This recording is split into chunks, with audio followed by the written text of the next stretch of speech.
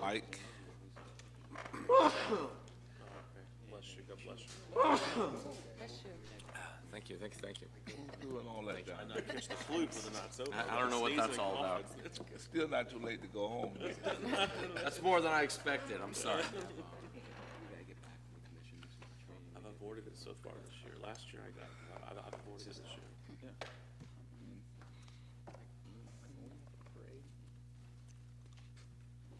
You don't want me to leave. I'm just like, what a perfect. Can you still mute? Sort of. Sort of. You, it's like Rotary. You We've were done your it. perfect attendance. We've done 3. You had to once when I was gone, I think.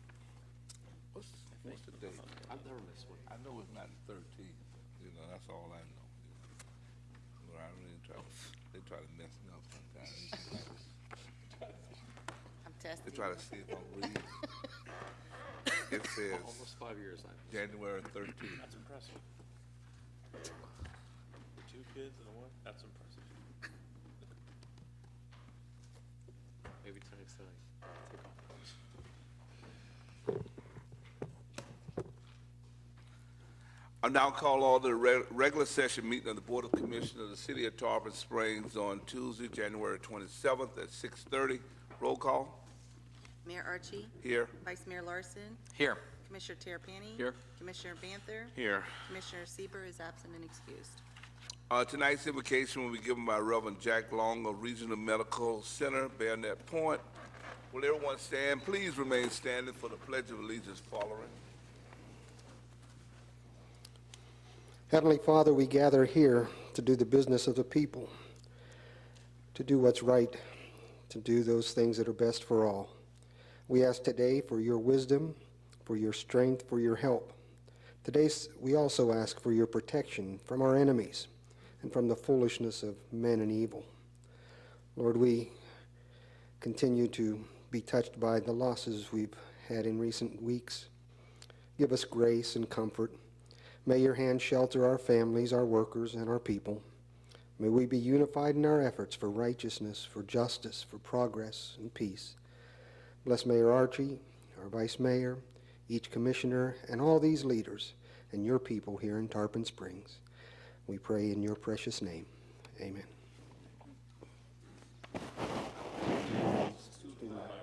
Of the United States of America, and to the republic for which it stands, one nation, under God, indivisible, with liberty and justice for all.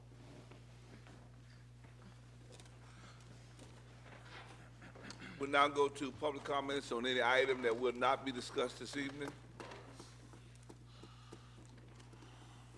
If you have something, just come forward, state your name and address for the record. You'll be given up to 4 minutes. Got 2 of them, huh? Good evening, Mr. Mayor, Commissioners. I sort of feel at home here. I've been coming so many years. I'm here as a Tarpon resident tonight, and not as a Woods spokesman. And I hope what I have to say is not viewed as a vituperative, but objectively.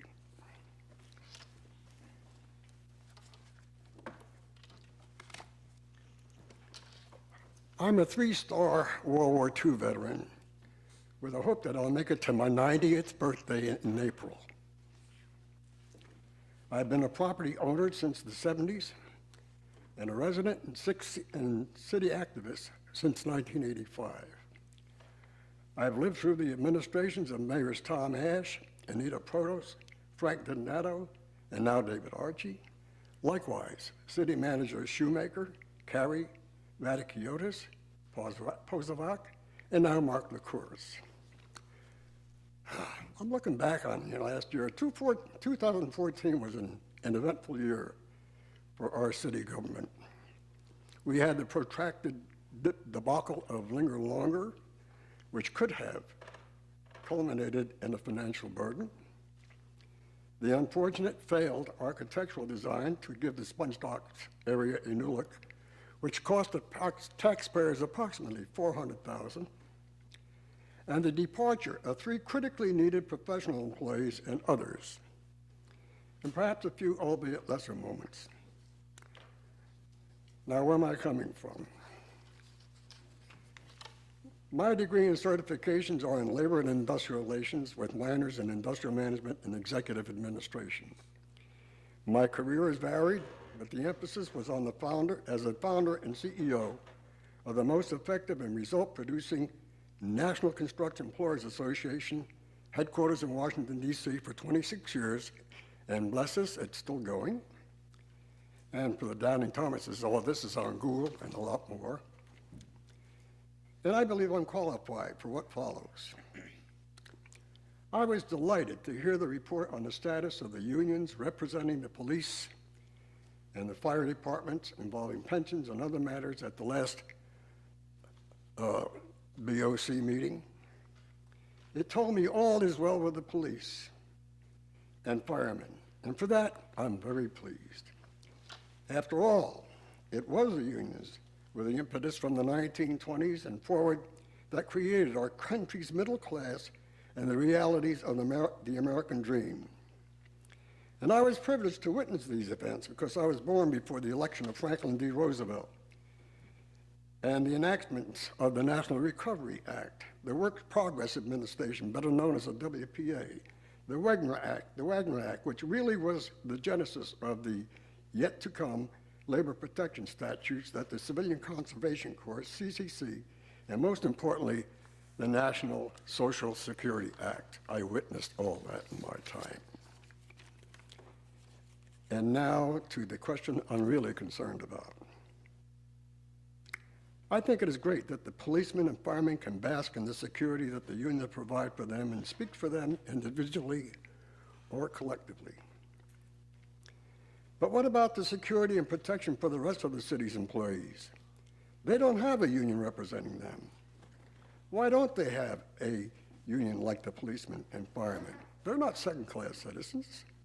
Other cities do, St. Petersburg, for instance.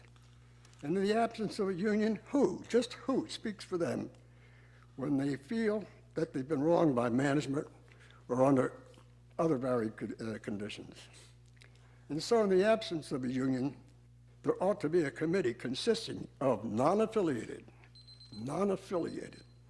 city, county, or state personnel, and federal notwithstanding, of course, to deal with these problems, especially objectively and fairly. You just don't ignore the people who work for you. I don't want an answer to anything I put forth this evening. I would appreciate answers and or opinions from each of you as soon as conveniently possible. Or what do you think about interviews by the press on these questions? Thanks for your time, and God bless the Second Amendment.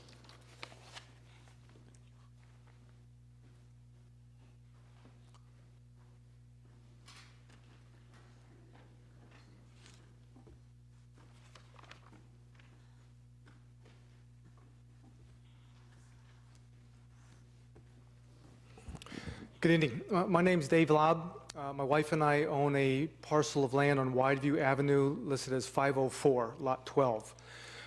We had the privilege of purchasing this for basically what is going to be our retirement home, scaling down. After we purchased it, we found out that there's an existing ordinance dated back in March of 1990 that says if you build a home on an unimproved lane or road, you're responsible to build a temporary road in front of your home up to the adjoining paved roadway. Unfortunately for us, that means we not only have 65 feet of our lot, but we have an additional 120 feet that goes out to Ford Avenue to the south of us. Because of this extra amount that we would have to spend, it puts a financial hardship on us because this home is being built with proceeds from a sale and savings, so there would be no mortgage. That's our whole goal of retiring. Because of that, if we have to build all of this, we have to take out a loan to build this additional road. The problem is, since 1990, there have been other homes built on this same road, Wideview Avenue, that were not required to improve the road. If you drive down, you'll see there's absolutely no improvement on there. So we're not sure how that happened. Also, if you look at the ordinance, there's no fair way of dividing up the financial responsibility to each homeowner. Example, in our case, we would be responsible from our north property line all the way out to Ford Avenue, basically 185 feet. Presently, Lot 10, which is 2 lots to our north, a family bought that lot. They would only be responsible to improve up to our north boundary, which would be 130 feet. We bear the financial burden of an additional 150 feet.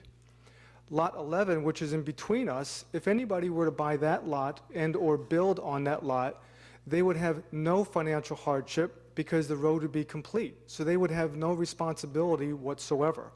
So there's no way within this ordinance to give a prorated share of each individual homeowner who built there. Now, we've tried to work with 2 gentlemen in the building department who have been very professional, very helpful, trying their very best, but and we understand, their hands are tied. They have no authority to help us in any way, except they recommended we come here before the commission and the mayor to express what we're up against. We would like to be a friend with the city, a partnership with the city, and somehow try to find a financial amicable way to work out what is now becoming a very hard financial burden upon our family to build a road that is basically a legal street, a named street, and a public street. We don't have, obviously we would like to pay nothing because it's a street. Taxes have been paid on that lot and those lots for decades. So funds have been obviously contributed into the general fund for that. But we would be willing to find some sort of, again, a financial amicable relationship to try to accomplish this, because we're ready to build. We want to submit for permits this week and would like to get moving. And so we would ask that maybe the commission could talk about this and see if there's a way that we could be able to work something out with the city that would be fair on both sides, so we could not be burdened with the extra financial responsibility of having to put this road in. Thank you for your time. Thank you. I just ask, I don't know, for us to try to deal with it is kind of ridiculous up here. But if you can get with whoever staff is, whatever that, we might need to do, then we can look at trying to deal with that. But I don't want to, prolong the hour in terms of. Well, I'm not so sure. You're told that this is the law of the land. This is the law since 1990 that everybody has done. There is no remedy or deal to make unless this body were to change that. And that's the whole issue at staff. It's not an issue where staff can work something out or do something. Everybody from that time that has done a road, and in this case, this gentleman would only have to construct a rural road, which is a lot less than another road. But in some other places that has happened, it could be something else. But there's a lot of areas like that. It's a law that's in, and the only way there can be anything done is if the law is changed and we do something different, similar to what we're going to talk about later tonight. It's been existing, and we've made everybody do that. And again, you have the considerations. This might be a smaller one per se, but somebody buys a piece in the middle of something that's undeveloped, and all of a sudden it becomes the city's responsibility to bring that out. Now you're talking about some financial burdens to the city and that. So there's a lot of issues in there on changing the law and stuff, but that's the only avenue that we would have would be to change the law on that. And I'd be glad to send you all the information on this particular case to look at and decide if you wanted to entertain anything in the future. But that's where we're at. It'd have to be a law change to do anything different than we've done since 1990 with everybody else who's been in this situation. Well, for me, is I just look and ask that, that we have enough information that we can deal with, and then not deal with this in isolation. But if it's going to be something that's going to be continuously occurring at some point in time, laws are always changing. I mean, it's not a matter that you can't change something, but it's hard to change this when I'm not really familiar as to what it's saying and how, and I really appreciate the staff that say, come up here. Because we got the answer up here, because it's not. It's going to go back there. I look to staff to give us enough information that if we had this as an agenda item, we could make some type of decision. I appreciate that, Mayor. I was just going to pretty much echo your thoughts and your comments and ask Mr. LaCourse if he could get back to us with the specifics of the situation with this gentleman, and more so shed some light on where it is, the ordinance, the surrounding property owners, et cetera, just so we can have all the information. So if someone on this board wanted to put it on an upcoming agenda for discussion, we could do so with all the facts. Thank you.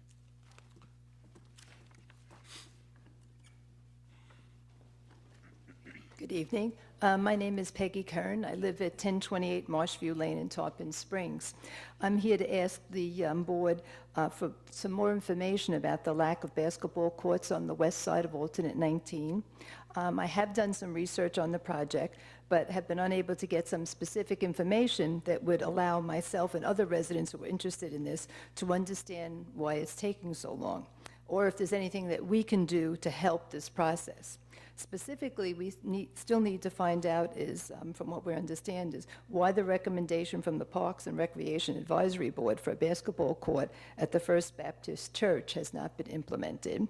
And secondly, why it does appear that it would be more effective and cost-effective to have a basketball court or a basketball hoop just on Riverside Drive where the tennis courts are in that particular park. I sent an email to the board and the mayor on January 7th about the possibility of installation of a basketball court on Riverside Drive just to pursue the issue. And the city manager did respond very timely to me. The information he provided was that the Riverside tennis courts are not an option for many reasons. And I asked him what those reasons would be so that we could understand and move forward. Then I also found out the cost of how much it would be to install a basketball court, how much it would cost for the basketball hoop itself, and also measured the tennis courts, because in our association we have a basketball hoop with a foul line on a tennis court, and it's very effective. The response from the city manager said that he would not entertain the idea of a basketball hoop on the tennis courts on Riverside, and the reasons being that the sports are not compatible, but there's no other reasons that we have yet. So myself and two other residents, the city manager recommended that we attend the Parks and Recreation Advisory Committee meeting, which myself and several residents did attend on January 12th. And we were advised that the only reason the basketball court was not being considered on Riverside Drive was that there were 20 or more residents surrounding the park that object, and that the tennis court players would not like to play tennis next to someone playing basketball. When I explained that the basketball is usually played late in the afternoon after school is out and the tennis courts are not being used, there was no response. Another resident attending said, well, maybe we could provide more than 20 people who would not object to having a basketball court at the Riverside Park where there's soccer, playgrounds, tennis courts.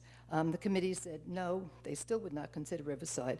And the committee also advised they did not know why the proposal to use the Baptist Church had not yet been acted upon.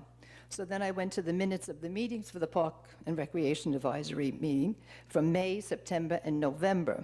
And I also got a copy of the license signed by the First Baptist Church, and the city was signed by the church on January 21st, 2014, to permit a basketball court to be installed at the First Baptist Church. According to the September 2014 meetings of the Parks Department, the city manager put the installation of the courts at the first site on hold. There was no explanation in the minutes as to why it went on hold, and there was I didn't really understand if the first site that they're considering is the Baptist Church. There are 6 tennis courts on the west side of alternate 19 and no basketball courts. It would appear that it would be the most effective for taxpayers to install basketball courts on city-owned property at Riverside. The grass area on the west side of the park next to the tennis courts is 150 feet wide, more than necessary for a 50-foot wide basketball court. There are also 5 baseball fields on the west side of alternate 19, but none have the space to accommodate a basketball court. I spoke to a local policeman and also to a Parks Department employee. Both agreed that a basketball court is needed on the west side of alternate 19, and that the Riverside, both of them thought Riverside Park was the most logical location. I'm assuming that the city has budgeted for the basketball court, according to the Parks Advisory Committee, the only problem appears to be the location of the park. And at the last meeting, the Parks Advisory Committee said that they presently have no other solutions for the basketball court problem. So just to sum up, we would just like to know what is the reason for the delay, why can't a basketball court be installed at Riverside Park, and if the city is going to use the First Baptist Church, what is holding up the project, and will it be abandoned? Thank you for listening, and thank you for all the work you do. Thank you. And I don't need now, but, you know, just an update on where we're at. I've read some of the minutes in relationship to the Recreation Committee talking about basketball courts, but I don't know where it's at. I don't know where the Bay church property is or anything of that nature. So if we can just get an update on where that's at and what's kind of happening. So. Okay. Any other public comments? Seeing none, then we'll have proclamations, but it's been rescheduled to February 3rd, meeting the National 211 Day. We do have a presentation. I don't think that the Girl Scouts are here yet, so we'll deal with that when they come. So we go to consent agenda, attorney fees, trash mess, Dano LLP invoice number 47691, special events, Love Bug Vintage Volkswagen Show, February 22nd. 90 Islands 2015 season, award file number 150061-N-JJ, single source purchase of legal and promotional advertising. 6 is award file number 150063-C-JJ, maintenance, repair, and operating supplies, MRO through Florida State contract number 450-00-11-ACS, and 7 is renew file number 130058-C-TK, sale of scrap metal utilizing City of Tampa contract number 40112513, and 8 is award letter of interest file number 150041-R-RS concession services for Sunset Beach Concert Series. Any items, anyone? Vice Mayor? Number 5, please. Okay, you want to talk about it? You want to pull? I just want to talk about it. I don't need to Go pull ahead. it. Thank you. First of all, unrelated to this agenda item, I would just like to ask, in regards to the previous comments that staff communicate with, I didn't get her name, I'm sorry, but the speaker in regards to basketball courts west of 19. I heard that we will look into that further, and I would hope that we have an open dialogue, because I think there was a lot of research done, and I hope that we have an open dialogue with the people doing that research, so I'd like to ask the staff be involved with that. But no, the reason I asked this agenda item to be not pulled but discussed, agenda item number 5, this is related to spending $65,000 on advertising with the Tampa Bay Times, and I believe, and I guess our city attorney could chime in on this, but I believe these are required legal and promotional advertisements that we have to do. And my question is, as we move further and further into the internet age, whether or not, and I believe this is related to state statute, but whether or not the state has looked into any kind of changes to the statute, and I'm just wondering what future options might be as we look at the internet, and I look at this figure of $65,000, which seems like a large sum to me. Whether or not there are future options that might save the city money and yet still be very effective in terms of communicating what we need to communicate to our residents, but still meeting our legal obligations. Yeah, as to your first question, these are, as to, at least from my perspective, as to legal advertising that are required under various statutes governing, different types of development, ordinance, advertisement, et cetera. Whether there is a move in the legislature to amend the present statute to deviate from print advertising or to utilize in addition electronic media, I've not heard that. That doesn't mean it's not out there somewhere. It certainly sounds like a good idea to me.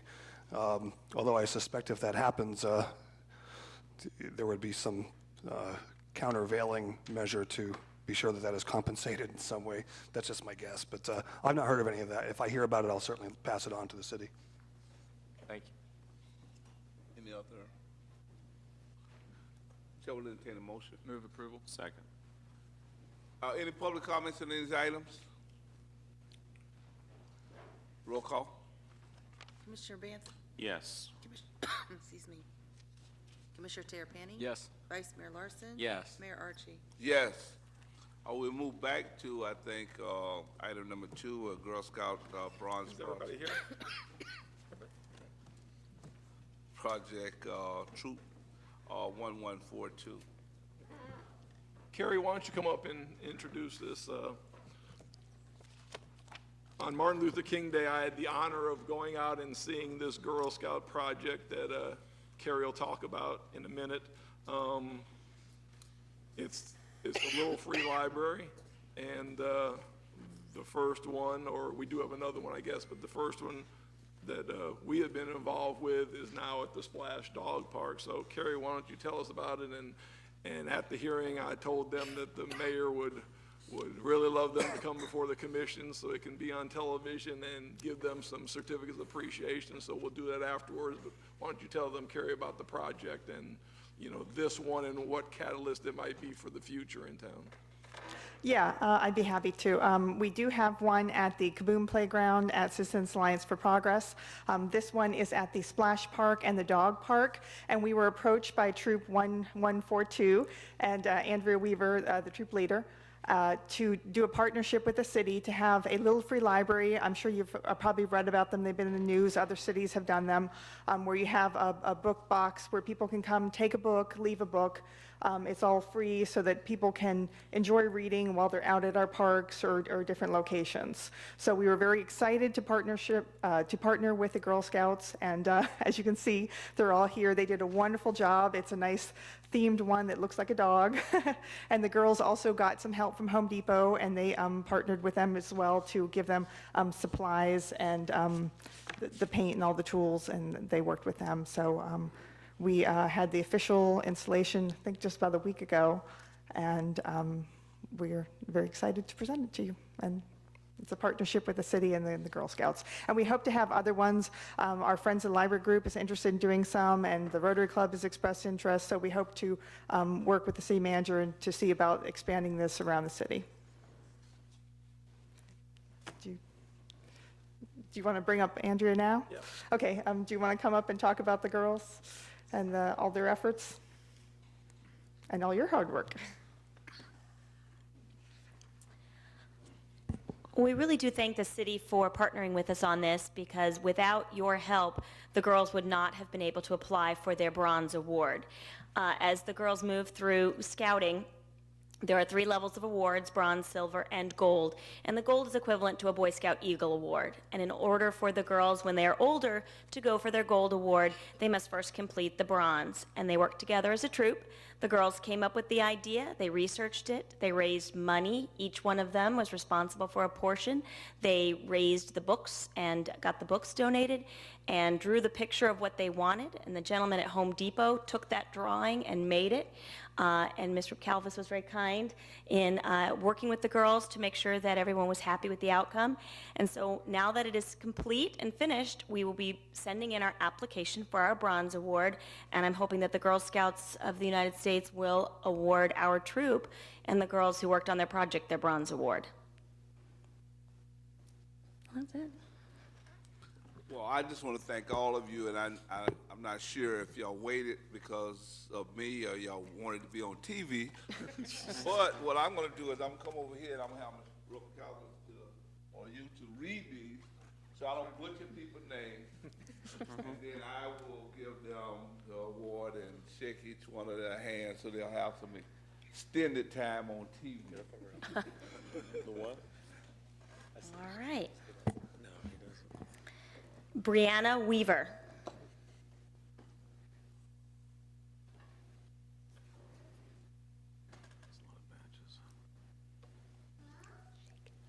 If you want to stay up here, you can, you know, so everybody can be up here and y'all can take one picture of everybody. Emma Wegner.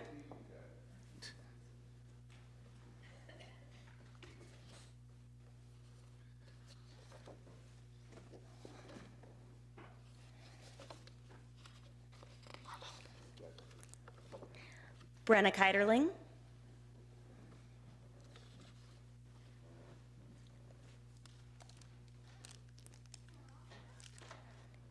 Kennedy Rist.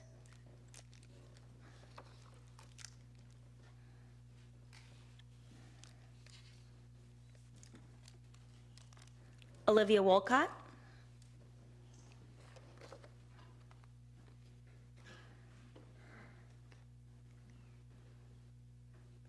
Olivia Jacobs.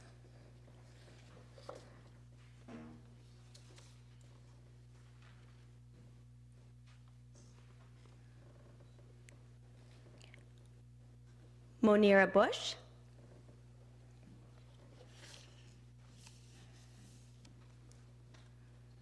And we have one scout who was unable to make it, and that's Ava Baker, so she's unable to be with us tonight. Thank you. We thank all of you for your hard work, and we know that the Girl Scouts are going to reward you for this project.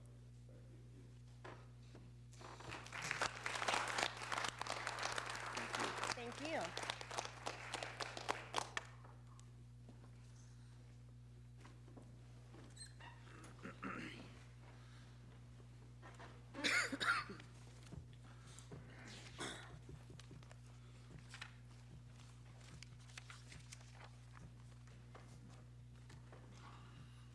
The next item we have is our special consent agenda, and that's item number 9, increased file number 150037-C-JJ, purchase of various vehicles through Florida Sheriff's Association contract number 14-22-0904. I'm sure. Yeah, again, we have this on here mainly for the cost, but these are all budgeted vehicles, and through our bid process, we are prepared to purchase them through the Sheriff's Association contract, which is the usual ones that ends up getting the contract for these vehicles. Any question on this item? Chair will entertain a motion. Motion to approve? Second. Second? Any public comments? Roll call. Commissioner Banther? Yes. Commissioner Terrapini? Yes. Vice Mayor Larson? Yes. Mayor Archie? Yes. This is ordinance and resolution, and item 10 is legislative, and item 11 and 12 are quasi-judicial. These items will be discussed together but voted on separately. And first item we have is item number 10, ordinance 2015-01, application 1448, annexation of .87 acres at 38590 US 19 racetrack, first reading. Mr. Mayor, we have a number of quasi-judicial items on the agenda tonight, and I understand that planning staff, I don't want to step on their toes, but they're going to ask for the commission to consider items 10, 11, and 12 at one time as they are related. So I think it might be best to read the quasi-judicial announcement first as to all the applications and then go through the items individually, if that's okay with you. That's okay. We got what, Well, in addition to the ones you just mentioned, we have items 13 and 14 are quasi-judicial. Items 18, 19, and 20 are quasi-judicial. So if you're here for those items, I'd ask for you to be cognizant of the quasi-judicial procedures and stand to be sworn when asked, please. The items that we just identified are quasi-judicial in nature. At these proceedings, the commission acts in a quasi-judicial rather than a legislative capacity. At such a hearing, it is the commission's function to apply rather than make law. In a quasi-judicial hearing, the commission is required by law to make findings of fact based upon the evidence presented to it at the hearing and apply those findings to previously established criteria contained in the code. The commission may only consider evidence at the hearing that the law considers competent, substantial, and relevant. If that evidence demonstrates that the applicant has met the criteria established in the code, then the commission is required by law to find in favor of the applicant. By the same token, if that evidence demonstrates that the applicant has failed to meet the criteria, then the commission is required by law to find against the applicant. There is an established procedure to be followed at quasi-judicial hearings. All witnesses must give their testimony under oath. All persons testifying must give their names and addresses for the record. All testimony and questioning must address matters that are relevant and material to the issues under consideration. The city staff will present its testimony and witnesses first. The applicant will then have an opportunity to cross-examine city staff. The applicant will then present its testimony and witnesses. The city staff will have an opportunity to cross-examine the applicant's witnesses. Members of the public opposing the application will be given an opportunity to present testimony. After members of the public speaking in opposition have been heard, members of the public in support of the application will have the opportunity to present. Each member of the public is limited to 4 minutes. The applicant will then have an opportunity to make a closing argument or summary, after which city staff will be given the opportunity to make a closing argument or summary. Following this, the commission will consider the matter. Commissioners may ask questions or witnesses at this point in the proceedings. A motion will be made and a vote will be taken. At this time, I would ask the commission to disclose any ex parte communications on any of the quasi-judicial applications before them tonight. Seeing none, I would ask for all witnesses who intend to be heard on the previously identified items to stand and be sworn.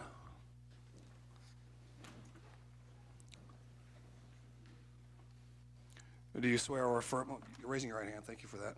Do you swear or affirm that the testimony you're about to give in this proceeding is the truth, the whole truth, and nothing but the truth? I do. Thank you.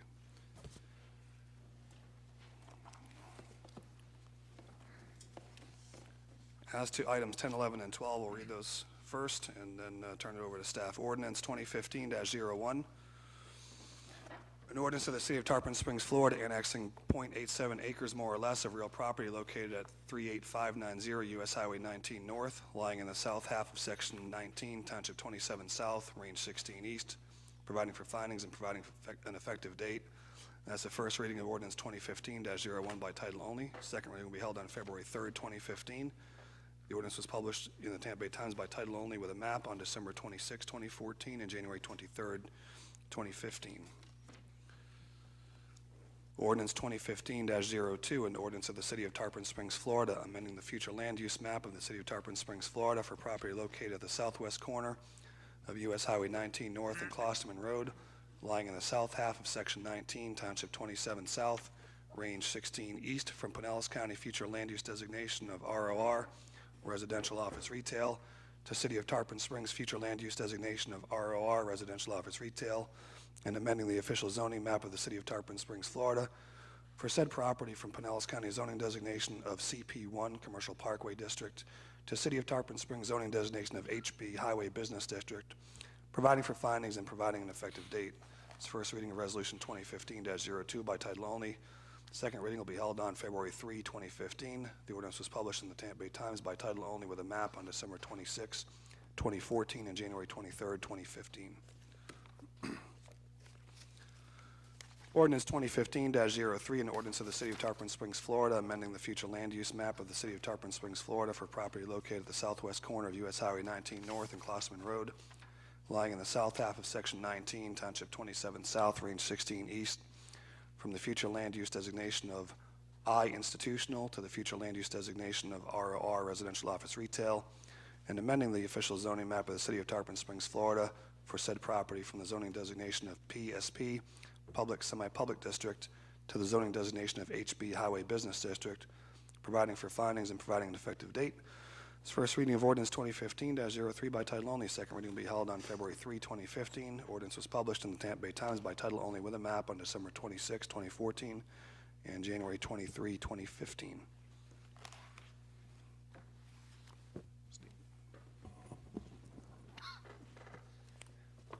Good evening, Mayor and Commission members. Steve Correcchia, Planning and Zoning Director. As just mentioned, my presentation will cover all three items. What we're looking at tonight is 1.8 acres located at the southwest corner of US 19 in Klosterman. The property there consists of two parcels. We have parcel 1, which is about 0.87 acre, which is currently under the jurisdiction of Pinellas County. That's the site that's developed with the existing mobile gas station. The future land use is residential office retail within the county, and the county zoning is CP1, Commercial Parkway. The next parcel, which surrounds parcel 1, parcel 2 is 0.93 acres, and that is within Tarpon Springs city limits. That site is developed with the existing parking lot for St. Pete College. Future land use is institutional, and it's currently zoned public, semi-public. The developer would like to construct a new racetrack, gas station, and market store on the property. To do that, they needed 4 applications. We have 3 of them before us tonight. The annexation for parcel 1, which will bring that parcel into the city. We have the future land use and rezoning amendment for parcel 1, again, taking that from residential office retail in the county to residential office retail in the city, and taking it from CP1 Commercial Parkway to HB Highway Business. We have the future land use and rezoning for parcel 2, where that'll take it from the future land use of institutional to residential office retail, and from public, semi-public to highway business. And those are the land uses and zonings that will facilitate the development of the racetrack. The fourth item, which will be heard at our February 3rd meeting, that'll be the site plan, which will cover the racetrack facility, and that site covers both parcels, parcels 1 and 2. And basically, that site plan will show the approximately 6,000 square foot convenience store, the fueling stations, and the architecture of the building. Public notices were completed for these 3 applications as required. Those included mailings to surrounding property owners, notices placed in the newspaper, and a posting of the property. To date, staff has not received any public opposition to these projects. The review criteria for an annexation are provided in Section 208 of the city's Land Development Code and Chapter 171.043 of the Florida statutes. Basically, as staff reviewed these criteria, we found that this annexation would not create an enclave, that the city can provide services to the property, and that the annexation will be consistent with the city's comprehensive plan. As such, staff finds that the criteria have been met, and we are recommending approval of the annexation. With regards to the future land use map amendments for parcel 1 and 2, those review criteria are found in section 20702 and 20703 of the Land Development Code and Chapter 163, Part 2 of the Florida statutes. With those criteria, staff has found that the redevelopment will meet the needs of current and future residents, and it will discourage the proliferation of urban sprawl. That required access will be provided across property lines, curb cuts will be addressed, and providing interconnectivity between sites. In reviewing those items for future land use map amendments, we do find our criteria have been met, and staff is recommending approval of the future land use amendments for parcels 1 and 2. With regards to the zoning map amendments, those criteria are found in section 20703A of the Land Development Code. And in looking at those criteria, staff did find that the zoning amendment will be consistent with the comprehensive plan, that the zoning will be compatible with the existing and planned uses in the area, and that the rezoning will provide for efficient and orderly development, as well as it will not adversely impact city services. For these reasons, we find that those criteria have been met, and we are recommending approval of the rezoning amendments for parcels 1 and 2. With that, Mr. Mayor, Commission members, that's the conclusion of my presentation. I'm available for any questions.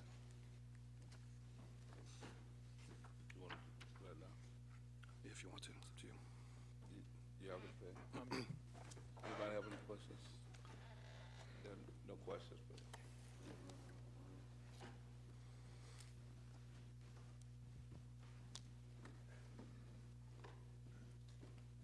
Good evening, Mayor, Commissioners. Katie Cole with Hillward Henderson Law Firm, 311 Park Place, Suite 240, Clearwater, Florida, representing the applicant, Racetrack Petroleum. And we concur with the staff's report and look forward to moving forward with this project. There is a representative from Racetrack here tonight and the engineer of record if you have any specific questions.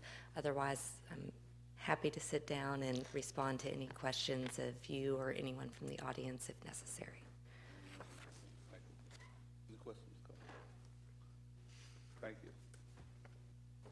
Are there any members of the public wishing to speak in opposition to the applications?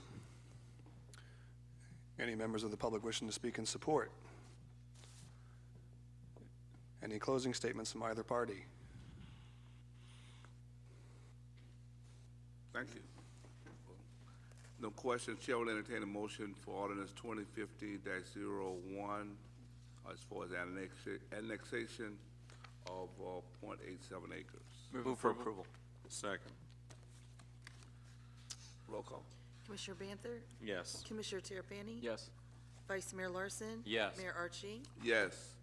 Item number 11, ordinance 2015-02 is application 14-747, future land use change and rezoning for a racetrack parcel. Chair will entertain a motion. Move approval. Second. Roll call. Commissioner Banther? Yes. Commissioner Terrapini? Yes. Vice Mayor Larson? Yes. Mayor Archie? Yes. Item number 12, ordinance 2015-03, application 1447, land use change and rezoning for racetrack parcel 2. Chair will entertain a motion. Move for approval. Second. Roll call. Commissioner Banther? Yes. Commissioner Terrapini? Yes. Vice Mayor Larson? Yes. Mayor Archie? Yes. Good luck on this project. The next item that we have is item number 13, resolution 2015-02, application 1472, conditional use city reclaimed water facilities. Hello, good evening. Joshua Langan, Principal Planner. Josh, can I interrupt you? Do you all want to do 13 and 14 together? Is that what Yes. you were planning to do? I'll read the resolutions, and then we can get into the presentation. Resolution 2015-02, a resolution of the City of Tarpon Springs, Florida, approving application number 14-72 for construction of reclaimed water pumping and storage facilities at City of Tarpon Springs Golf Course, 1310 South Pinellas Avenue, providing for findings and providing for an effective date. It's Resolution 2015-2 by title only. Resolution 2015-03, a resolution of the City of Tarpon Springs, Florida, approving application number 14-73 for site plan approval for construction of reclaimed water pumping and storage facilities at City of Tarpon Springs Golf Course, 1310 South Pinellas Avenue, providing for findings, providing for conditions, and providing an effective date. It's Resolution 2015-03 by title only. Thank you. What we have here today is the city attempting to build a reclaimed water storage facility and supporting facilities to that water tank. It's going to require two ordinances to do so. One would be a conditional use approval to construct, and that's the first one, 1472, conditional use approval to construct reclaimed water pump and storage facilities within the agricultural and open space zoning. It requires a conditional use to do so. That's why they're doing this.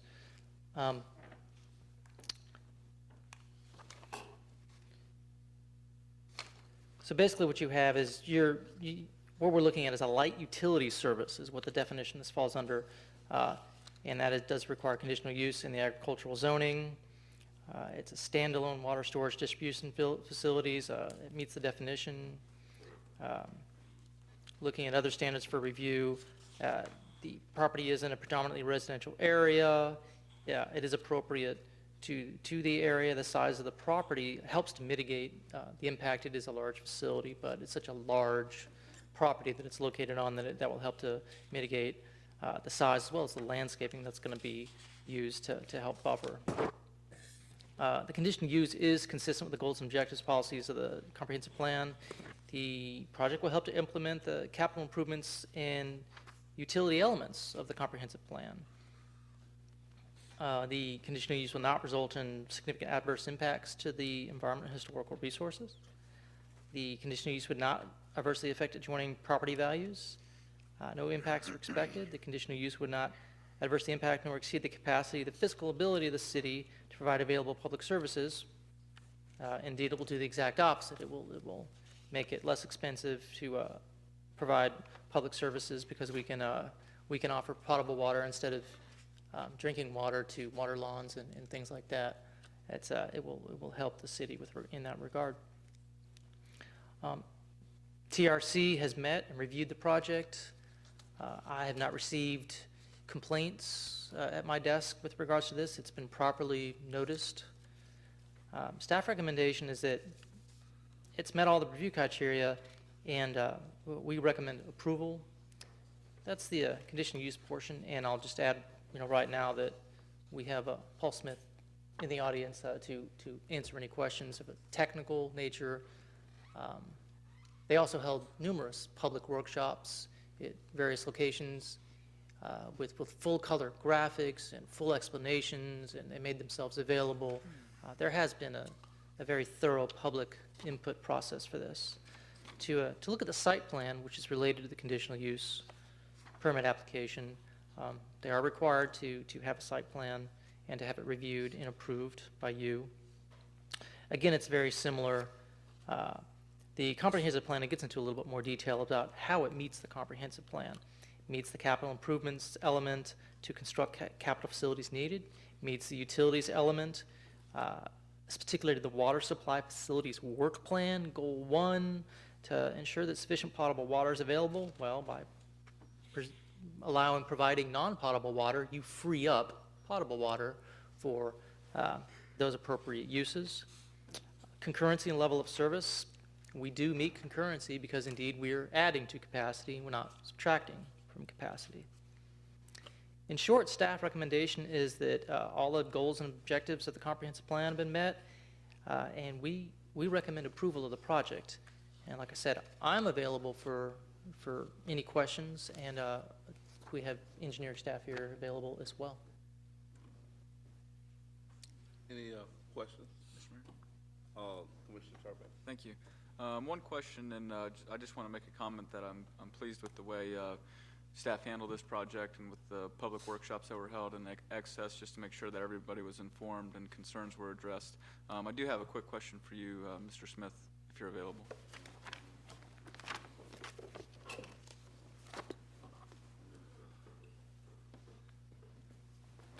Attorney Dano, as a matter of procedure, I didn't swear in earlier. Do I need to do that? Please.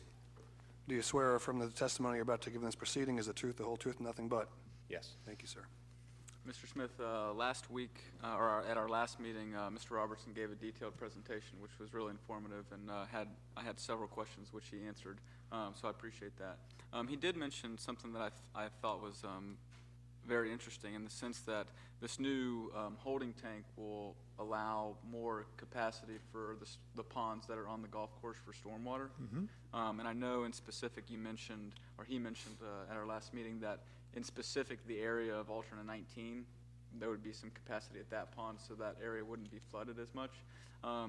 But just for more information, do you think that you could elaborate a little bit in terms of what other areas of town drain stormwater to the golf course ponds?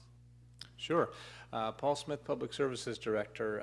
The one on alternate 19 is probably the most noticeable to the surrounding area, just because just on the east side of alternate 19, across from that pond, there's quite a bit of impervious area, paved area that runs just right down the hill to that pond. We've made several improvements over the years to mitigate that, working in partnership with the DOT. It's their road.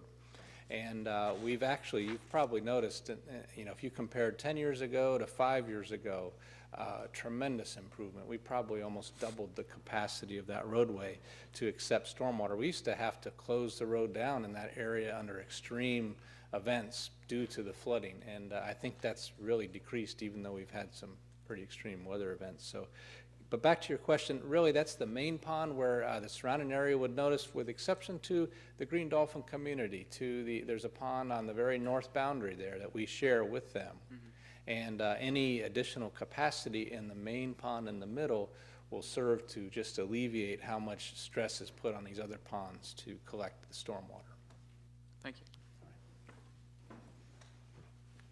Any additional questions? Seeing none, then Chair will entertain a motion. You want to do the presentation on site plan, Josh, or everything to get good? You all set? Yes, I've concluded my okay. presentation. You want to take members of the public in opposition to the applications? Seeing none, any members of the public wish to speak in support of the applications? Thank you, Mr. Mayor. Resolution 2015-02, application 1472, conditional use, city reclaimed water facilities. Can we get a motion for approval? For approval. Second.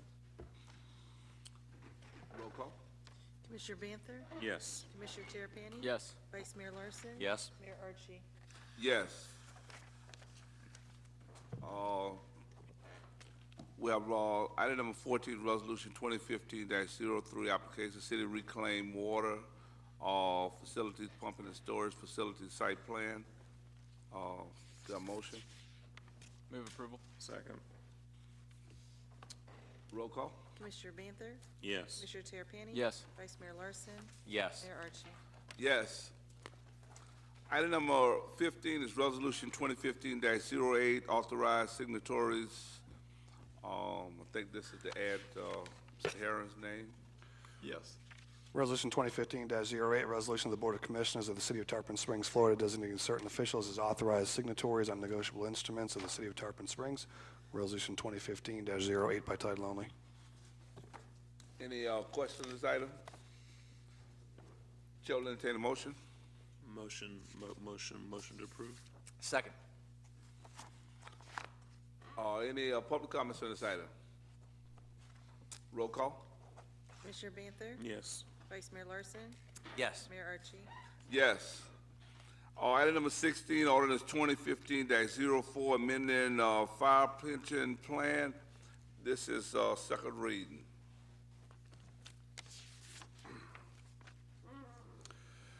Ordinance 2015-04, an ordinance of the City of Tarpon Springs, Florida, amending the City of Tarpon Springs Firefighters Pension Trust Fund adopted pursuant to ordinance number 2000-18, as subsequently amended, amending Section 1, definitions by amending the definitions of actuarial equivalent, credited service, firefighter retirement and salary, amending Section 3, Board of Trustees, amending Section 4, finances and fund management, amending Section 5, contributions, amending Section 6, benefit amounts and eligibility, amending Section 8, disability, amending Section 10, optional forms of benefits, amending Section 15, maximum pension, amending Section 16, distribution of benefits, amending Section 17, miscellaneous provision, amending Section 18, repeal or termination of system, amending Section 19, exemption from execution, non-assignability, amending Section 20, direct transfers of eligible rollover distributions, amending Section 22, forfeiture of pension, amending Section 25, deferred retirement option plan, drop, amending Section 25, military service prior to employment, amending Section 27, prior fire service, providing for codification, providing for severability of provisions, repealing all ordinance in conflict herewith, and providing an effective date. That is the second reading of ordinance 2015-04 by title only. The ordinance was published in the Tampa Bay Times by title only on January 9, 2015. Is there any additional information? No additional information. And again, these are all statutory changes that are mandated by statute. Chair will entertain a motion. Move for approval. Second. Any public comments on this item? Seeing none, roll call? Commissioner Banther? Yes. Commissioner Terrapini? Yes. Vice Mayor Larson? Yes. Mayor Archie? Yes. Item number 17, ordinance 2015-05, amending police pension plan, and it's also second reading.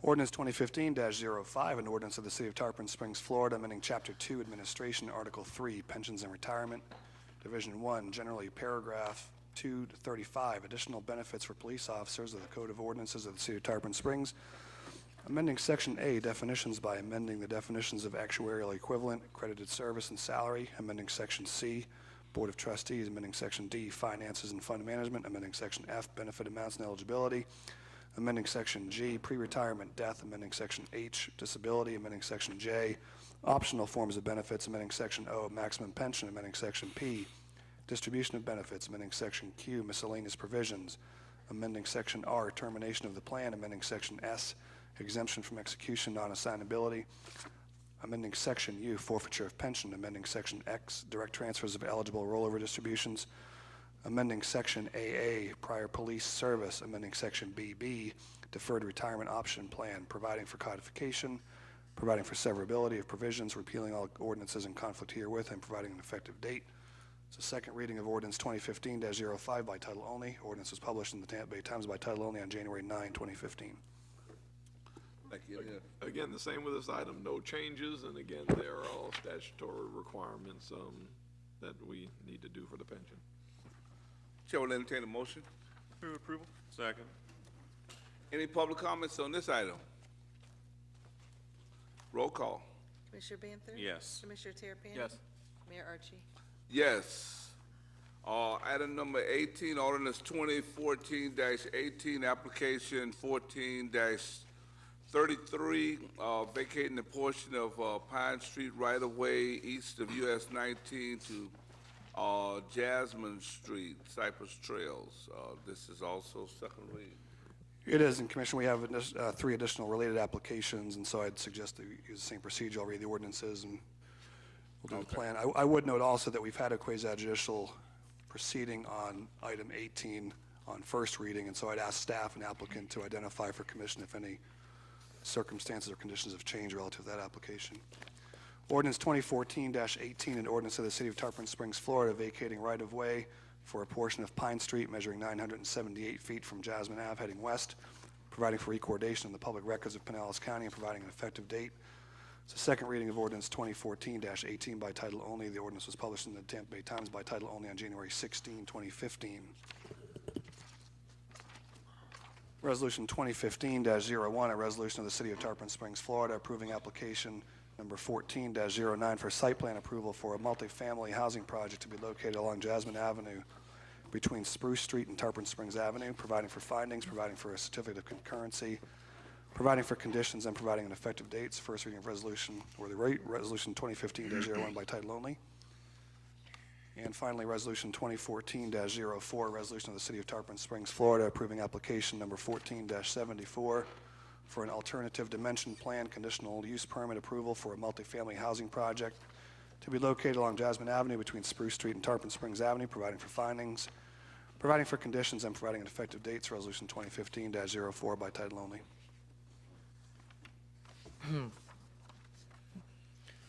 We have 3 items here that are related.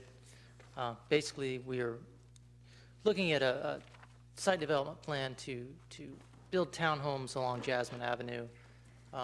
This project has been with the city for a number of years, and staff has worked hard and is determined to bring resolution to this site plan and all the related issues so that we can move forward. There have been previous action items before this board and before other boards related to this project, and those have been noted in the staff report. And I just say that by reminder of the fact that this has been an interesting and complex site plan, mostly for the reason that it's a unique configuration of property, and we're dealing with a number of natural and unique features of the property. To go through the vacation of Pine Street, it goes right through the middle of the property, has to be vacated or there's no way to build the site plan. It's been noticed properly. The criteria that it's not needed for distribution expansion of existing or future utility service. It's not. There have been letters of no objection issued, minor notes with regards to please notify us when you're working there so that we can reroute whatever infrastructure we have left in there, but certainly no objections. Other criteria, the property does not provide the sole means of access to an adjoining property. It does not. There are multiple means of access to adjoining properties, including Jasmine Street and Highway 19, potentially in the future. The property is not needed to implement the future circulation plans of the transportation element. Pine Street is not listed anywhere in the transportation element. It's not critical for a connection. It's not critical as future right-of-way. It does not meet that criteria. It does not provide adjoining neighbors with a viable or usable access or vista to the city's shoreline. So in short, staff does recommend this because it needs to be done in order to process the site plan. Of course, we do recommend that any approval of this would be contingent upon approval of site plan in case 1409. So having said that, I'll go ahead and take the other 2 related cases, and then I guess we can come back and have questions on any or all 3 of them. Could you repeat your last statement? Your recommendation of approval is contingent upon what? approval of the site plan itself, 1409. Thank you.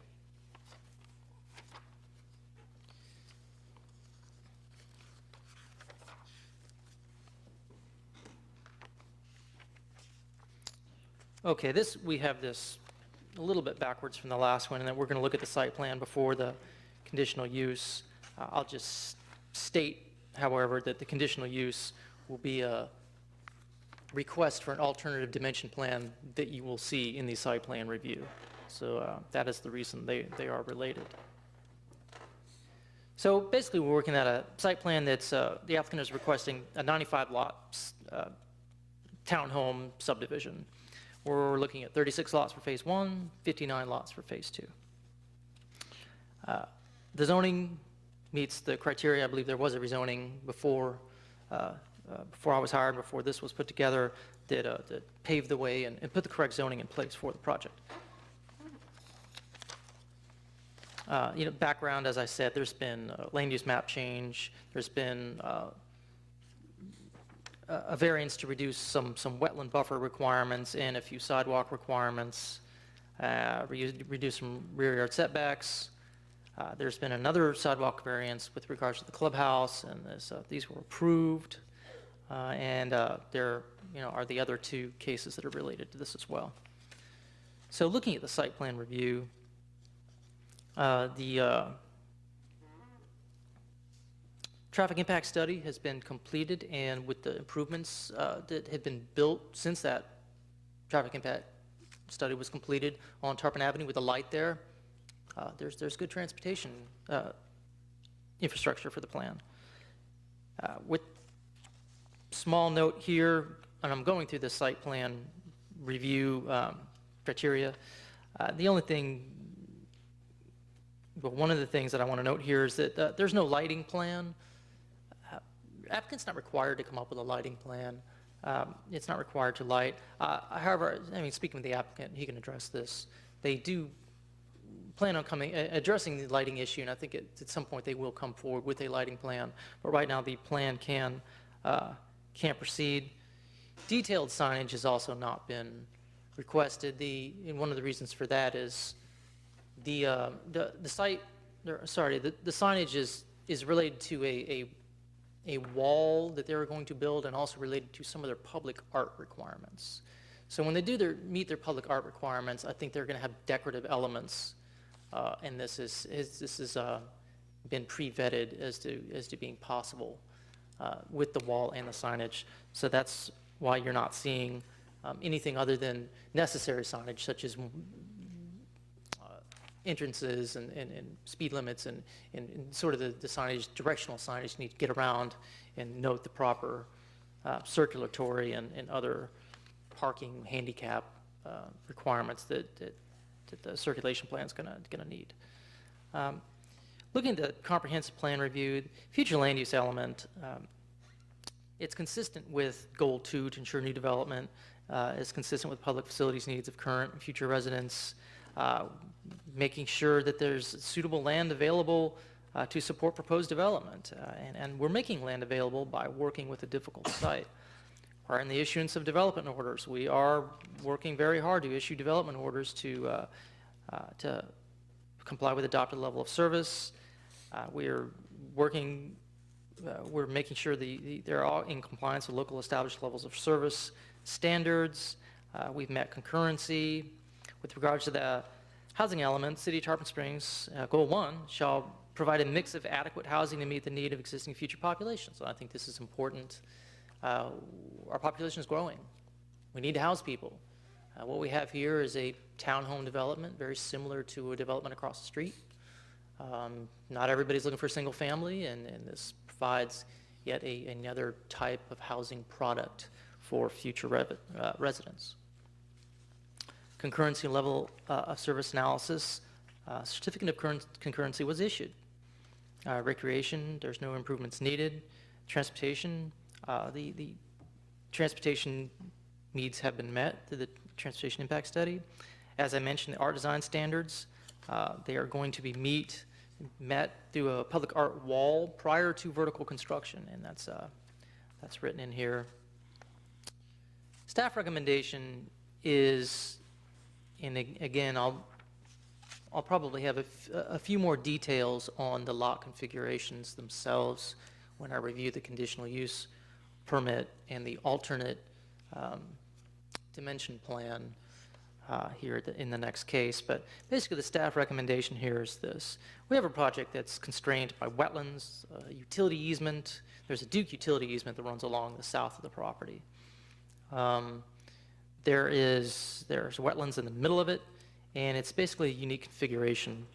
A number of actions had to be taken in order to accommodate townhome development. We've had rezonings, we've had variances, we've had discussions about infrastructure. We've used an existing structure as a clubhouse and a vacation of Pine Street, as you can see, in an alternative dimension plan. And this was all worded very carefully for a reason. These actions do allow the proposed site plan to meet the requirements of the code and to support the goals and objectives. However, this configuration may technically meet the density requirements. There's an impact on massing and appearance. It may seem crowded, depending on what point of view you're looking at it from. And that's because you've got a wetlands in the middle of the property, and there's only so many places to put townhomes. So there are going to be, it's not going to look like a townhome development would look if you didn't have a pond in the middle of it, basically. You're going to have buildings that back directly onto the wetlands. And there's been buffers that allow, or there's been variances to allow that to happen. Environmental impact, we believe, is limited. I'm not 100% sure. I'm going to have to leave that to engineers. When you have buildings backing up to a wetland, the anticipation is to control all of the runoff from the roofs and from the lots by use of swales and gutters. However, during a significant storm event, swales and gutters can be compromised, and you can have runoff into the wetlands, into the pond. So having said that, staff does recommend approval with some conditions, and these conditions were written very specifically in order to move this project forward while recognizing the few issues that are still outstanding here. So we recommend approval contingent upon approval of Pine Street right-of-way, as we just heard from 1433. Contingent upon approval of conditional use permit for the alternative dimension plan we're about to hear about in 1474. Contingent upon receipt of letter of no objection from Duke Power for lots, decks, patios, and stormwater facilities that encroach into the easement for commencement of Phase 2, or for commencement of Phase 1, should stormwater evaluation determine that the ponds in the Duke Power easement are also needed for Phase 1. Just kind of briefly tell you there, the applicant has stormwater facilities for Phase 1, and they have some stormwater facilities for Phase 2 that are located in the Duke Power right-of-way. There's still discussions between the two engineers as to exactly what the engineering solutions are, and indeed if Phase 1 can be accommodated with what is existing. And we have Brian Anderson, our stormwater engineer, here to explain that better. So it's exactly as worded. If Duke Power cannot issues a letter of no objection, they have not at this date. As a matter of fact, they have sent a letter saying they do have some objection, and our applicant will discuss the ramifications and any external information to that letter. We would not recommend approval of Phase 2. And again, Phase 1, we would not recommend approval of Phase 1 unless we can determine that those ponds in the easement are not needed. Condition 4, Phase 2 to begin within 5 years of issuance. We have to have a timeline. It says so in the ordinance, so 5 years seemed appropriate. Condition 5, subject to completion and approval of all required road and utility improvements for each respective phase of the project prior to approval of vertical building permits. This is typical. We just want to make sure it was noted so that it's clear. 6, subject to removal of all structures other than the future clubhouse and termination of all uses before commencement of Phase 2. There are some structures and some uses with some rental income on Phase 2, and 5 years from now, or whenever Phase 2 is going to be commenced, we request that those uses be terminated. 7, contingent upon approval of a stormwater plan. Stormwater plan has been drafted, given to the engineer. The engineer has reviewed it, has an outstanding comment or two, and I believe, staff believes, the issues can be resolved. Otherwise, this would not be here today. If we felt we were at a total impasse, we wouldn't have this. We do believe there are engineering solutions to the stormwater comments. 8, contingent on all utilities and infrastructure to be completely self-sufficient for each phase. Again, the ordinance says that, but TRC in particular and the engineers said they want to specifically note it in the approval, just in case if there's any argument in the future, it's in black and white. And 9, contingent upon final landscaping plan approval. They have met the letter of the law with regards to the ordinance requirements for landscaping. 2 for every one, two trees to be planted for every one removed. All we have to do now is go out in the field and verify that all the trees that they said are dead and diseased are indeed dead and diseased. And basically they can put the finishing touches on their landscaping plan, and we can move forward before approval of the final subdivision plat. So that's my staff review of that case. And I'll go over 1474, which just has a few more details, but it's going to be very similar to what you just heard. Basically, this site, since it is constrained, in the pond and wetlands are in such an area, and you also have the Duke power easement across the south, there has to be some flexibility as to how you can configure these lots. Otherwise, what you would have are single-loaded streets. Basically, if you didn't have some flexibility in the configuration of lots, you would have a road that goes around the pond, and you would have lots on one side of the road. Basically, you'd get half the yield, and that would make this project probably economically simply unfeasible. So what you're attempting to do is allow the applicant to have a road, basically the only place the road can go, and to have lots on both sides of the roads, some of which will back up to the wetlands, for which they have gotten a variance for to get into that buffer.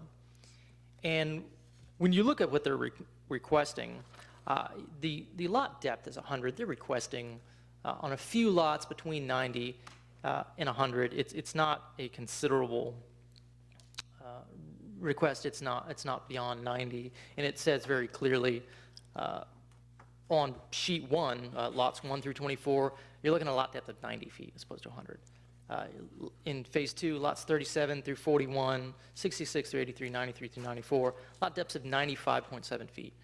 You're giving up 4 1/4 feet, so not terribly significant.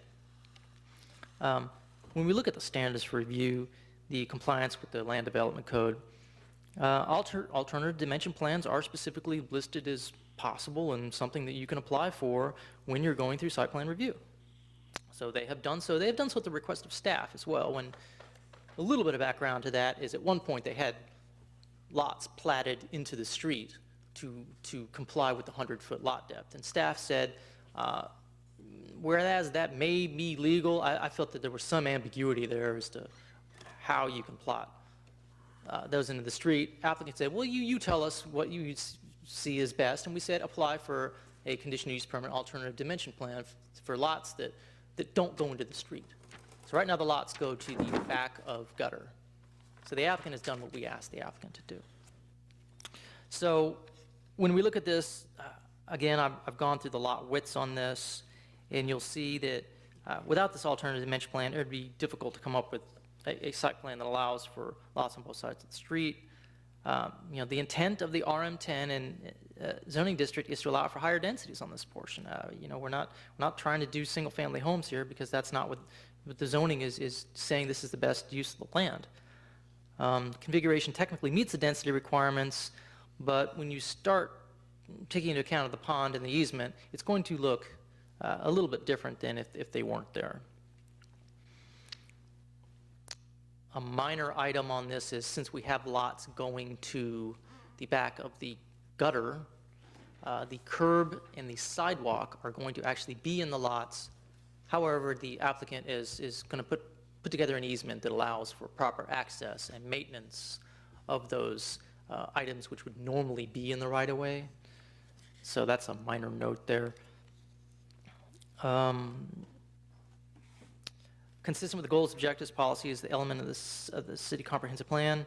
Again, the comprehensive plan states the city shall preserve, protect, and enhance the natural and functional characteristics of the coastal planning area, require a minimum 15-foot buffer zone. A variance was granted, and other than that, that buffer is respected. You do have buildings that back directly under the wetlands. However, what you see on the plan is a building envelope, and I was told that you wouldn't have to worry about decks or decking or anything going into the wetlands because there would be an internal sunroom, internal decking, internal way of managing back seating space built into the building envelope. So what you're seeing is not necessarily a concrete box. What you're seeing is an envelope and different configurations for different units to accommodate views of the wetland, if you will, when you're sitting in some of those buildings that are backing up to the wetland. Conditional use not result in adverse impacts to the environment. Aside from some runoff which may occur, they are attempting to have swales and gutters which take all the water and push it towards the street and into the stormwater system. So they're not trying to put water or drain water into the wetlands. No historical resources will be adversely impacted. No impacts, conditional use will not adversely affect adjoining property values. No impacts are expected, assuming that encroachments into the Duke Power easement, can be resolved and approved. Conditional use will not adversely impact nor exceed the capacity of the fiscal ability of the city to provide public facilities. They've met concurrency as well as transportation impact study requirements, so they will not. The conditional use shall provide for efficient, orderly development. Yes, we are building out to the densities that the RM10 zoning district calls for. I'll read staff recommendation and wrap this up. Staff does recommend approval.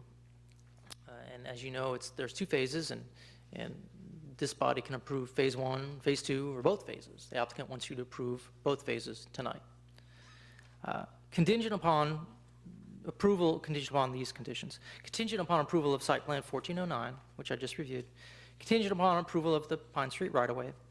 Contingent upon receipt of letter of no objection from Duke Power for the lot as well as stormwater facility encroachments into the easement for phase 2, or for phase 1 if it's determined that phase 1 will need the detention ponds in the power easement. And 4, provide maintenance easement language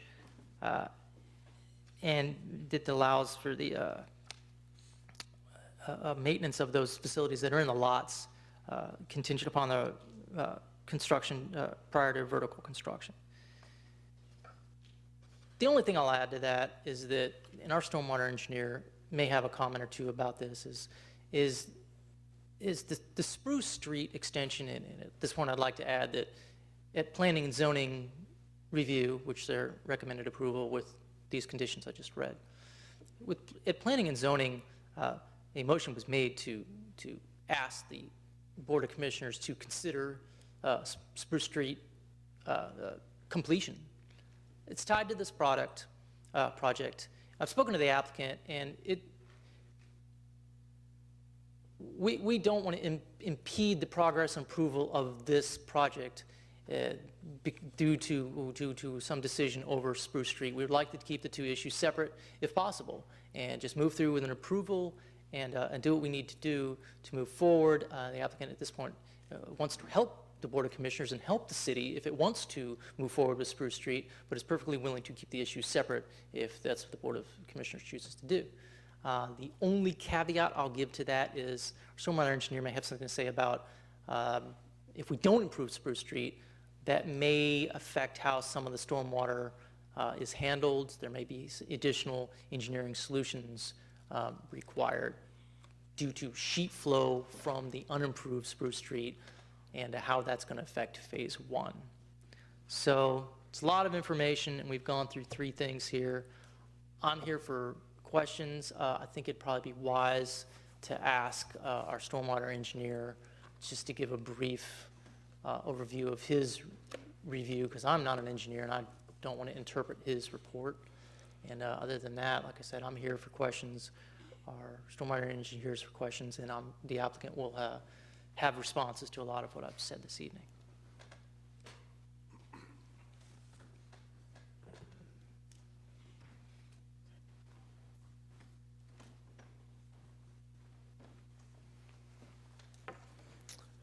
Good evening. Excuse me. Good evening, Commission, Mayor. Brian Anderson, City Stormwater Consultant. Before I get started, I haven't addressed the board since before the holidays, so I know I'd like to express my deepest condolences to Chief Police Cochin with respect to the loss of Officer K over the holidays. That being said, we did do a review on the drainage report and plans that were provided for the Cypress Trails development. There are, I believe the commission has received a copy of that report. There are a number of problems that we found engineering with respect to the stormwater design. If the city were to desire that the stormwater management system account for future improvements to Spruce Street. Based on our analysis, their stormwater management facility has not been designed to provide the treatment volumes required for future development of Spruce Street. Some accommodations were made in discussions with the engineer, and part of that being with phase one, as mentioned, there's a phase one pond and a phase two pond. Both ponds, as shown in the design plans and the management report, would be required to be constructed to accommodate the future improvements of Spruce Street. Therefore, the ponds themselves would need to be connected hydraulically by a pipe. That pipe was added and provided to us. However, that pipe is not in the permit for swift mud permit or in the plans or in the drainage calculations. So that inherent is a problem as far as an issue as far as the stormwater management for future improvements to Spruce Street.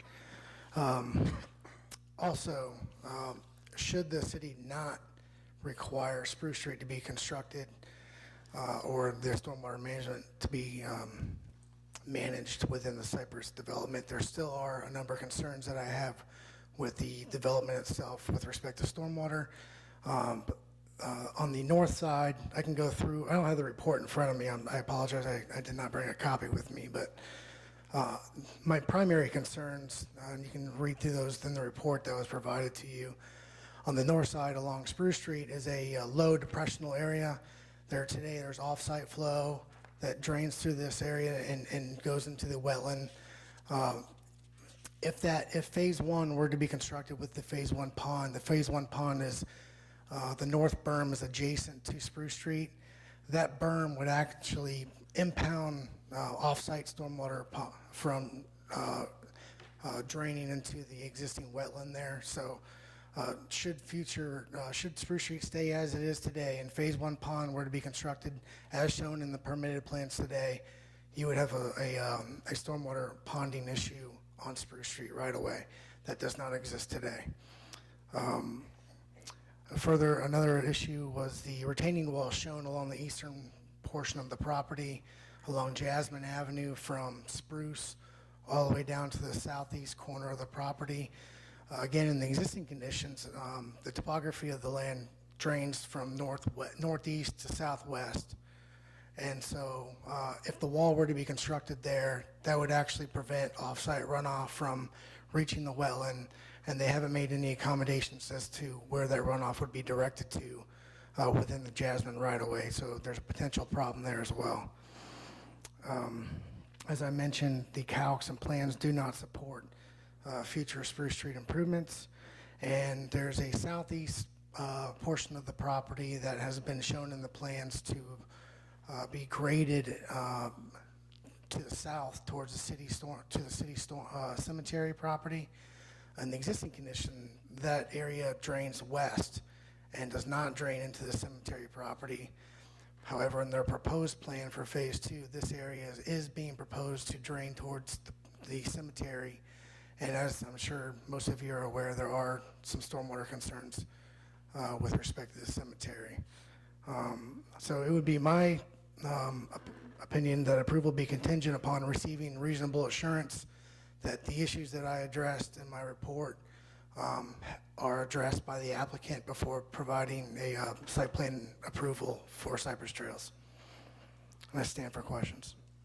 Brian, are those covered in those conditions that they presently have in there? Are you comfortable that they're covered within the parameters? We've provided a blanket condition that says contingent upon approval of stormwater management plan. Brian, answer. So, Brian.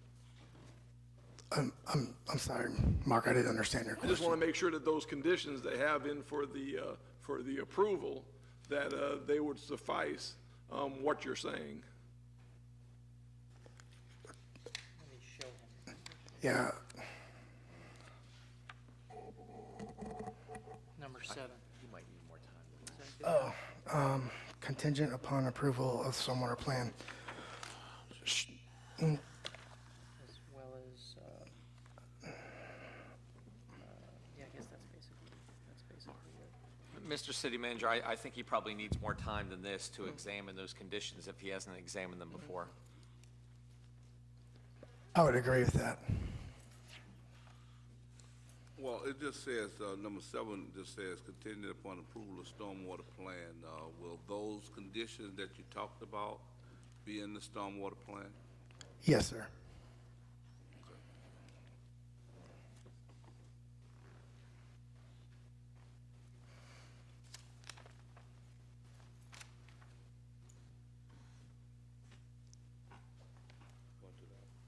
If there's no more questions for the stormwater engineer, I stand for questions as well. Well, the one question that I have, and it's gonna, I guess, some of it hinges upon the applicant, and you're basically saying that there will be no project if they cannot get the letter of no objection from Duke Power. That's not true. The goal is to have Phase 1 built without the letter, without even needing a letter, if it can be shown that no stormwater facilities in that easement are needed.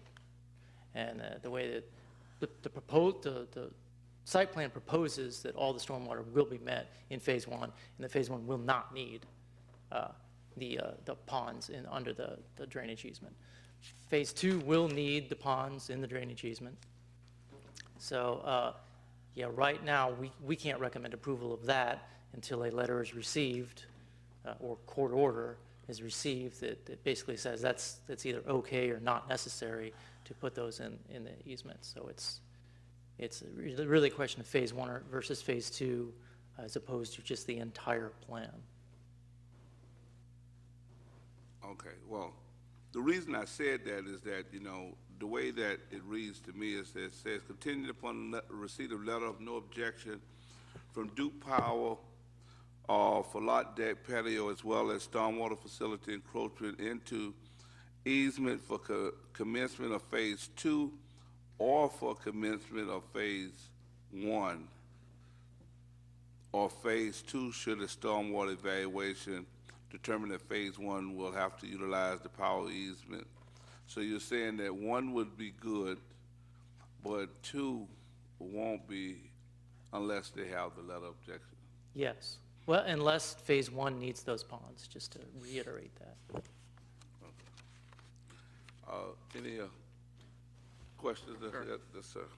Let me first say that it's clear tonight that this is a very complex project. I'm not totally convinced that the project is where it needs to be with all these contingencies, Mr. Lindiakis. And I'm not I'm not totally in, I don't totally understand where, Mr. Anderson, where you're coming from with the stormwater objections. I mean, we've got 9 contingencies listed here, and they all read to be pretty intimate to the project. In relation to Spruce Street, I'm curious as to the discussion that was taking place for the projects to run simultaneously with the extension of Spruce Street in this project. So I'm curious to what the extent of the conversation was that took place there, if that's still an option, number one. And number two, Mr. Anderson, I had a question for you in relation to that. Can you elaborate a little bit on what you said as far as if the extension of Spruce Street is feasible with this project built as it's presented? Is it feasible to extend Spruce Street if this project and the stormwater associated with that is built as designed right now? No. Not feasible. Okay, well, that's a pretty big concern for me. That may be the coup de grace. So I'll hold off for my other questions. and see Well, what the just board there has were, to say. there were 2 questions, and the second one was to Brian, the first one was to me. Sure. And just to explain that the intention here is to build the project without Spruce Street. Spruce Street is not required or needed or wanted by the Board of Commissioners. The intention is to build the project So without says who? Spruce Street. So says you? That's not. Says the applicant. The applicant wants this project to move forward. Right. In but any way the intention Board to of build Commissioners. Spruce Street? Excuse me? The intention to build Spruce Street? Is entirely up to the Board of Commissioners. If the Board of Commissioner wants the applicant's cooperation, he's fully ready to cooperate and do whatever it takes to do it. If the Board of Commissioner wants this to go through without Spruce Street at this time, applicant is fully prepared to move with the site plan forward as it is without the improvement. But I think what he's asking, that's not the case. He's known from the start that in this project that for him to develop the stormwater and develop all of those different contingencies that he's doing, I mean, he's known that pretty much from the start, and that's what we talked about with even bringing that thing and him demanding with the time to come forward tonight. Those are essential. Without those, especially for me, and I'm sure much of this commission, that's a deal breaker. So if we don't have it set up in those agreements that's set, then I would tell the commission to defer this and we get those things straight before we come back to them. I mean, it's pretty essential to that. And there's a lot of these ifs and a lot of contingencies, but if we're not comfortable that they meet all that and he does that, then I'm not ready to tell the commission to go forward with this project.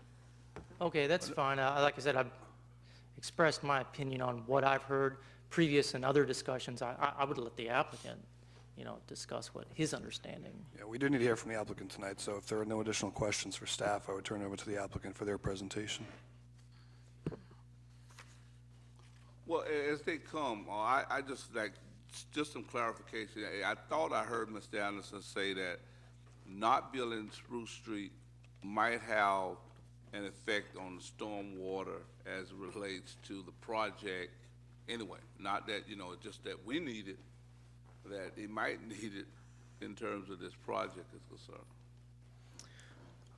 Is your question, if Spruce Street were to be constructed today, do the stormwater management facilities handle the required water quality or stormwater management for Spruce Street? Is that what the commission's Well, I'm asking? asking if it's not built, what effect does it have on the project in relationship, them being able to do what they need to do for the stormwater is concerned?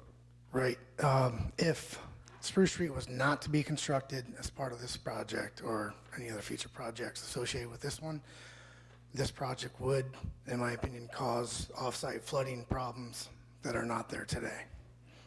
Thank you.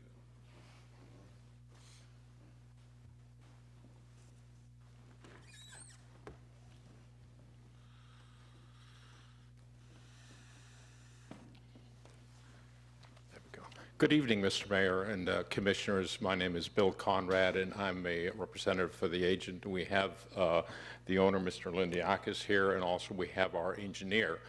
And I'd like to just kind of step back for a minute and first of all just say that we've been through this process. It's been lengthy. We've worked very hard, and staff's done a great job. And we have been in concurrence, and we have ironed out a lot of these issues. The site is challenging. but I believe that we have approached it in a way that we can address the issues. There are 2 phases, and that, of course, adds another level. And one of the basic understandings of this process was that we would undertake this so that we could proceed forward with phase 2, and then and it would basically stand alone. And before we move to begin with phase 1, and before we move to phase 2, we would have time to work through the issues. And we are in discussions right now with Duke. We're fully aware of what their requirements are, and so this is an ongoing process. And so that was the understanding. So that's one point I'd like to raise. The next point is that this whole issue of Spruce Street, this project is not tied in any way to Spruce Street. This project stands alone and has been reviewed on the basis of the project alone, the 2 phases, and consequently has been approved by all of the bodies and all the agencies and staff, standing again on its own.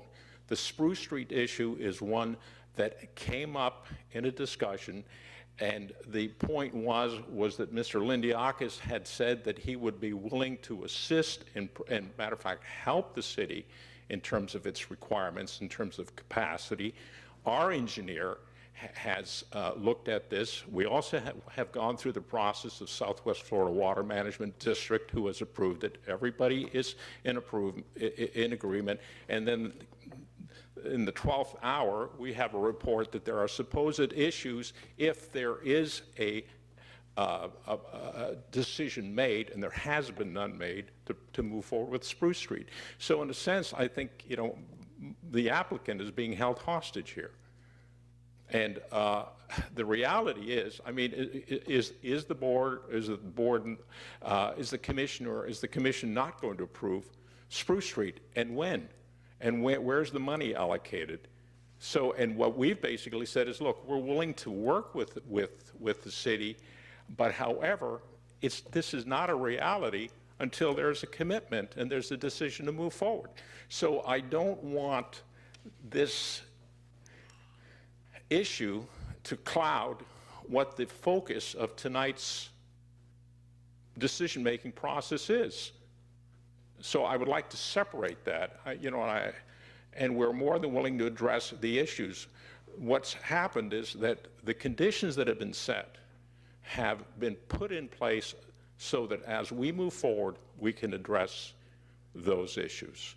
In the planning and zoning meeting, your planning director said that 99%, you go back, check the notes, 99% of the issues have been resolved, because this is also a private development, private streets, private community, gated, that a lot of the issues and potential legal concerns that the city might have been addressed. So I just want to set that framework before we move forward. I would like to have been able to come up here and say, we concur with staff and thank you and sit down. But obviously, I just want to clear up some confusion. So we have our engineer here and Mr. Lindiakis, and so, we're here to answer your questions, but I just plead with you to stay within the framework and the context and stay focused on what is in fact before you. Thank you. So we're ready for questions. Mr. Conrad, is the applicant in agreement with the conditions that are set forth in the various staff reports? I'm ready. I'll let him speak, but yes. Thank you. Here. Hi, my name is Manuel Lindiakis. I live at 773 Anklote Landings Drive, Tarpon Springs. We've been through the TRC probably 3 or 4 times now. Met with them more than the usual amount of times, and worked out all these conditions so that we could get started on phase 1. And although I don't agree that we need to get permission from Duke, I have been in touch with them, and I'm this close to getting them to let us put enlarge our retention pond in phase 2. But what we're trying to accomplish here is, these are 2 separate phases. having to agree to something on Spruce Street tonight, I mean, I was ready to talk to anybody about Spruce Street after it became an issue with the other vacation of the right-of-way. And what we've done in our plans is we have made the ponds in Phase 2 large enough to accommodate Spruce Street when and if the time comes, but we would have to interconnect it with a pipe going from Phase 1 to Phase 2 so it all works together. So, you know, I'm in favor of Spruce Street to go through. That's why we've made the ponds 4 times bigger than they need to be to accommodate for that volume. We can't permit that volume without Spruce Street going through Swift Mud permitting, okay? So, you know, we're not here, I don't think y'all are holding us hostage, but I'm telling you, I'm here to work with you to get Spruce through. If you look and see how big that retention pond in Phase 2 is, it's 4 times that I need to make it so it can accommodate Spruce volume. The engineer and the governing authority for Swift Mud and runoff is Swift Mud. Our engineer who's going to get up here and answer your concerns addressed all the off-site basins in the original Swift Mud permit, okay? And we've got approval from Swift Mud, so I disagree with him saying that we're going to affect anything by our design. And the engineer can tell you that. If it did, Swift Mud wouldn't give us an approval, which we have that. We've had it for almost 8 months now. So, you know, and I can tell you that if anything, when Spruce Street doesn't, if Spruce has to wait for a little bit, when I put in Phase 1, if you go out there now, there's trash all along Spruce Street right away. There's supposed to be a drainage swale there. It doesn't exist because the people over there throw all their trash over there. I was over there today. When we put Phase 1, we will fix that swale to accommodate the off-site runoff that comes onto the property, and it's designed with all that off-site coming into the property already. Otherwise, Swift Mud wouldn't have approved it. So I disagree with the engineer's comments that this property affects and is going to cause a drainage problem on Spruce. That's not true, okay? And the engineer will address it. We'd just like to get started on Phase 1. I can agree with all the conditions. The planning board approved it 5-0 the last time we were there. And I really request that we let us get started. And if you guys want to, you know, I'm staying ready and willing to talk about Spruce, but nobody's contacted me, and I thought it'd be better just to leave it as a separate issue. I mean, but I can tell you that that pond is 4 times bigger than it needs to be, and the volume needed for Spruce is in that pond, okay? So if you have any questions for me, I'll answer them, but I'd like to turn it over to the engineer, and he can give you the confidence that the thing's not going to affect anything, and it's been properly designed. I wanted to start by trying to resolve some of Mr. Anderson's comments about the stormwater from different directions and how it may be blocked or impounded by our project. The runoff from the east going onto the site that currently goes through the property onto the wetland goes through across Jasmine Avenue. Jasmine Avenue is a county road. We're applying for a county right-of-way permit. They have asked me to create a swale to direct all that water southward because they don't want public water on private property either. They've asked me to run it all southward down Jasmine, which we've done. So we're in the final stages of approval on that permit. A lot of that water, after it leaves the site, will go westward onto the cemetery into the pond.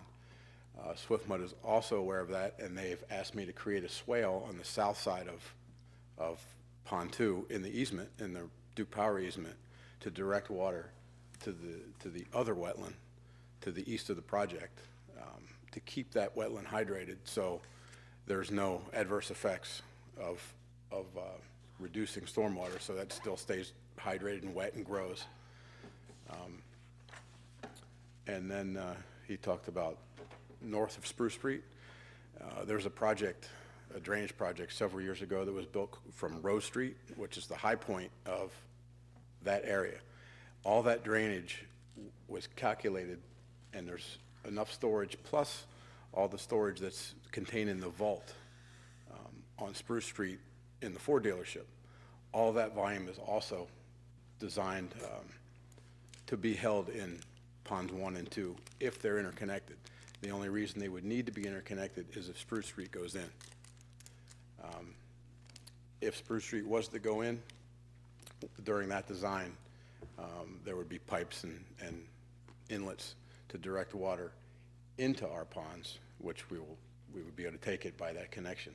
But without Spruce Street, they're absolutely standalone projects. Phase 1 goes into Pond 1. It doesn't need any of Pond 2's volume, and Pond 2 is also standalone.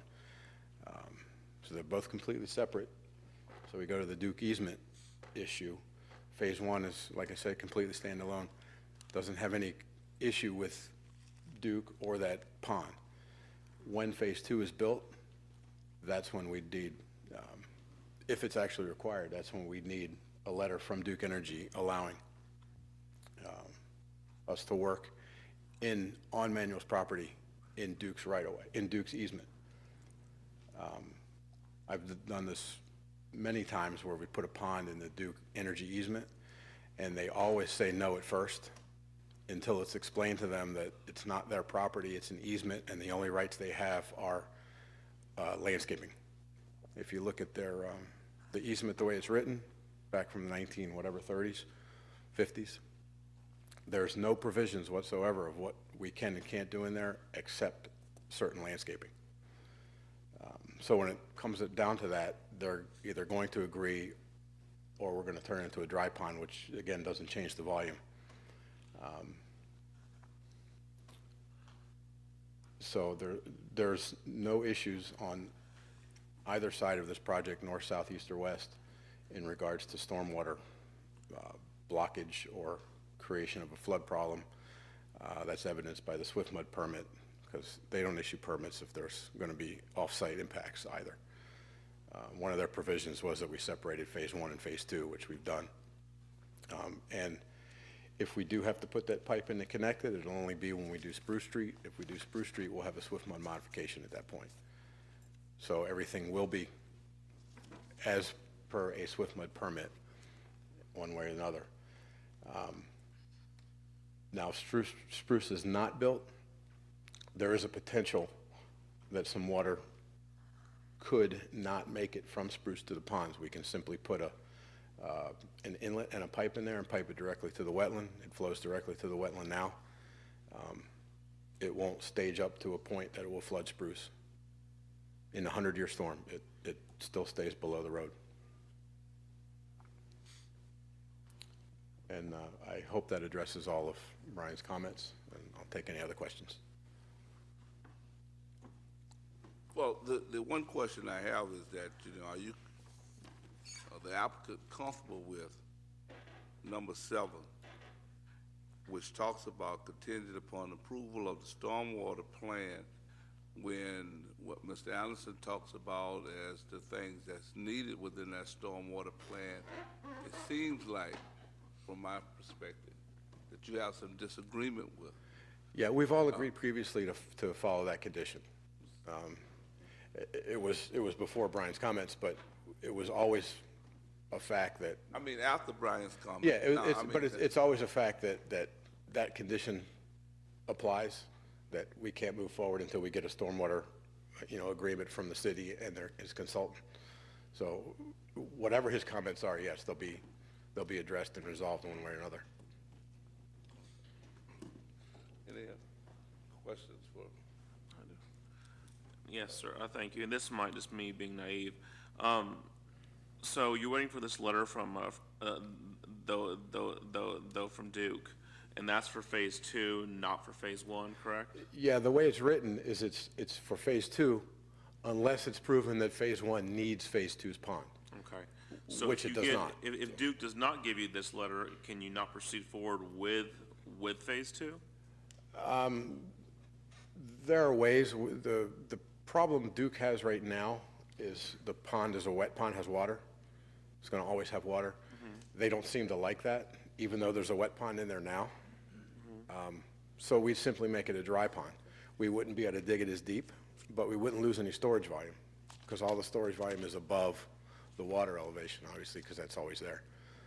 And the one you said, in your experience, that Duke can deny it at first sometimes and then come around and say Yeah, yes. they always deny first because, you know, you ask, they're going to tell you no. But Bottom line, if you got if you did get a denial from them, so you still could do phase one, but you couldn't do phase two unless you said that pond needed it, correct? Or there was that interconnection. Correct. And the only way it would need is if Spruce Street was built. Okay. I have some concerns about stormwater, just in the fact that our consultant has some issues, and I'm sure you all could come to an agreement. I'm not sure why that wasn't done before the meeting, or if there was a reason for that.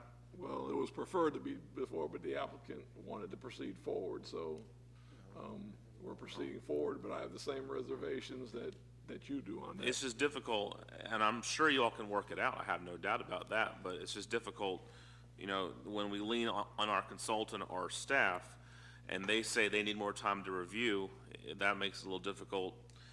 I guess you could say, well, the contingency is in here as a condition, so, you know, but still, that's where I feel a little unsettled, even though I'm sure you all can work it out, but Yeah, I'll see what the rest of the board has to say. You know, Again, a main part of the problem with this project is it began and for the most part was going through our previous regime, and then obviously with the gap of a planning department, it's that dormant, and then a new staff has to pick it up fresh without a lot of the background. That's a lot of the problem with this, and although we understand that the applicants have had to wait a period of time before that, again, their insistence to be brought forward to hear all the issues, you see the concerns too, and yeah, you know, it's unusual to see these 9 conditions there. You're approving it with all these 9 not being resolved. So, but that's an issue to bring for you. If you have the same reservations, then you have the option to defer or do something else. But the applicant was pretty insistent about bringing this forward because of all the time that he had waited. But again, I think we all have the same concerns of all these contingencies without some things being settled ahead of time. Mark, are these contingencies, the reason why we have so many, is it mostly because we have the gap in the planning department? Or is this more so the applicant wanting to move forward? You know, I'm trying to figure out, you know. It's more moving forward because the gap, I mean, the project, again, has had a long gap, so they're very eager to move forward with it and everything going. But again, a whole lot of contingencies on there that's worrisome. I think, if I may, that most of these contingencies are almost standard operating procedure with a project of this nature. You know, it's contingent on the right-of-way vacation. Well, a project that has a right-of-way vacation, it's always going to be contingent on that. A few other things hold true as well. The conditional use, well, it's part of the project. All right, thank you. Vice Mayor? Thank you. First, I'd like to thank Mr. Lindiakos and Dr. Conrad for being here this evening and for their efforts to develop within our city, and I commend them for their efforts. I share some of the concerns that have been pointed out already. Particularly, our stormwater consultant was asked whether or not he agrees to these 9 conditions, and then he wanted to stand at the podium and start reading them, which led me to believe he had not read them before, which really gives me a lack of confidence that tonight's the night for us to move on this thing. It leads me to believe that we need more time, our stormwater consultant needs more time. I know Mr. Robertson isn't here this evening, and he's been very heavily involved in this project, and I'd like to hear from his expertise. So I've got a lot of concerns. I know Commissioner Tarpon pointed out there's a very complex issue, and I think complex is probably the right word to describe this agenda item, and I think we really do need to proceed with caution. I think the Brian's concern or asking for more time was only in regards to number 7, the stormwater issue. He wasn't relevant in the vacation or the conditional use or any of the other conditions. So that might have been a miscommunication somewhere, but maybe it was me, but I think that it was only in regards to stormwater approval. And that, I don't know, I don't want to speak for you, but, you know, this is probably the first he's heard of that or any of the conditions, but that's the only condition that pertains. Commissioner Tarpon. Thank you. It was mentioned by Mr. Lindiakis that in the event that Spruce Street was to be put through, that there was adequate capacity in the stormwater retention for Phase 2. Yeah, Phase 2 is at least twice as big as it needs to be, and that is, it's sized to take the volume in the vault that's in the Ford dealership currently, because that'll go away when the road goes in. So all that water has to go somewhere. It'll go in Pond 2. The water north of Spruce Street in that Rose Street project I spoke about earlier, which incidentally I did several years ago, so I was familiar with that project. All that runoff is also counted in these two ponds. And there was mention of a pipe that would connect Phase 1 and Phase 2 retention ponds. Yeah, because Pond 2 is all the way down to the south, we can simply connect the two systems together, and that will allow the stormwater to back up into Pond 1 through the system and then back into Pond 2 without adverse effects in the streets or otherwise. So I'm curious, and I'm not an engineer, so I don't speak the lingo, but I'm curious how you make the determination without Spruce Street maybe being designed or engineered, how you make the determination that there's adequate capacity for that stormwater retention without those plans. Simply because we know the basin area, we know the amount of water, the area of water that drains to it, and that's the volume that's the area that we put into the pond. So it's just a mathematical. Yeah. Yeah, I mean, there's a little give or take, but the also assumption is that vault was designed correctly. That vault may be larger than it needs to be, but we've provided all the volume from that vault. And contingency number 7, contingent upon approval of stormwater plan, I guess that's somewhat relative. I mean, who grants that approval? That's going to come through the city once Brian and I have come to an agreement on everything else. I mean, Brian's going to make his recommendation to the city. Right. Once we've resolved everything, and then I guess that that'll work through Josh, I guess. That contingency must be met prior to even Phase 1? The portions that involve Phase 1, yes. Thank you. Just as an estimate, and maybe it's Mr. Anderson, how long will that evaluation, how long will it take for us trying to create this stormwater plan? For us to resolve the comments you're talking about? No, it just says that contingent upon approval of a stormwater plan, so I'm asking how long will it take to create this plan? And without the plan, you can't move forward. Oh, well. I know you say all y'all have to do is just, go over in the corner and talk for 3 minutes. No, and it's done. I wish it was that simple these days. I'm just asking how long, because right now, it seems if I listen to the commissioners, they are at a point of maybe talking about a deferral. So I'm trying to figure out how long does some of these things take in terms of working out so that the answers that being asked up here can be given for the project to move. It'd be a short time. I mean, we have a plan. He's made comments on that plan. So now we need to address all those, make those changes or explanations. So, a week, 2. And then it'll go back to Brian, and he'll take the amount of time he needs to write his new recommendation and send it to the city. So that if it's deferred tonight, then that type of work can get done, and then can be some, I guess, a little bit more concrete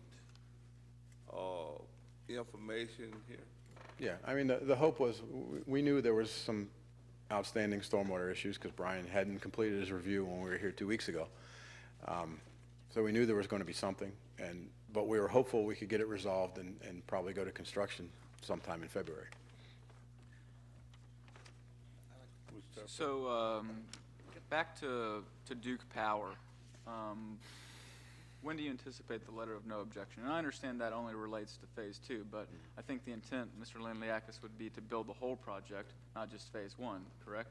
Well, when the time comes, I mean, I'm Yeah. not prepared to build the whole thing now and, go broke. I mean. Yeah, no, I understand. I mean, going but on in this the, thing for as 8 we're years. looking at potentially deferring this and being sympathetic to you because, we had some lapse in our staff and everything like that, as it relates to a potential deferral, what is the time frame, do you think, for the letter of no objection from Duke Energy? The letter of objection from Duke Energy, I mean, I can't tell you the time frame. I told them that they don't have the right to stop me from increasing my detention pond that's already existing there, because they have an easement, not a right-of-way.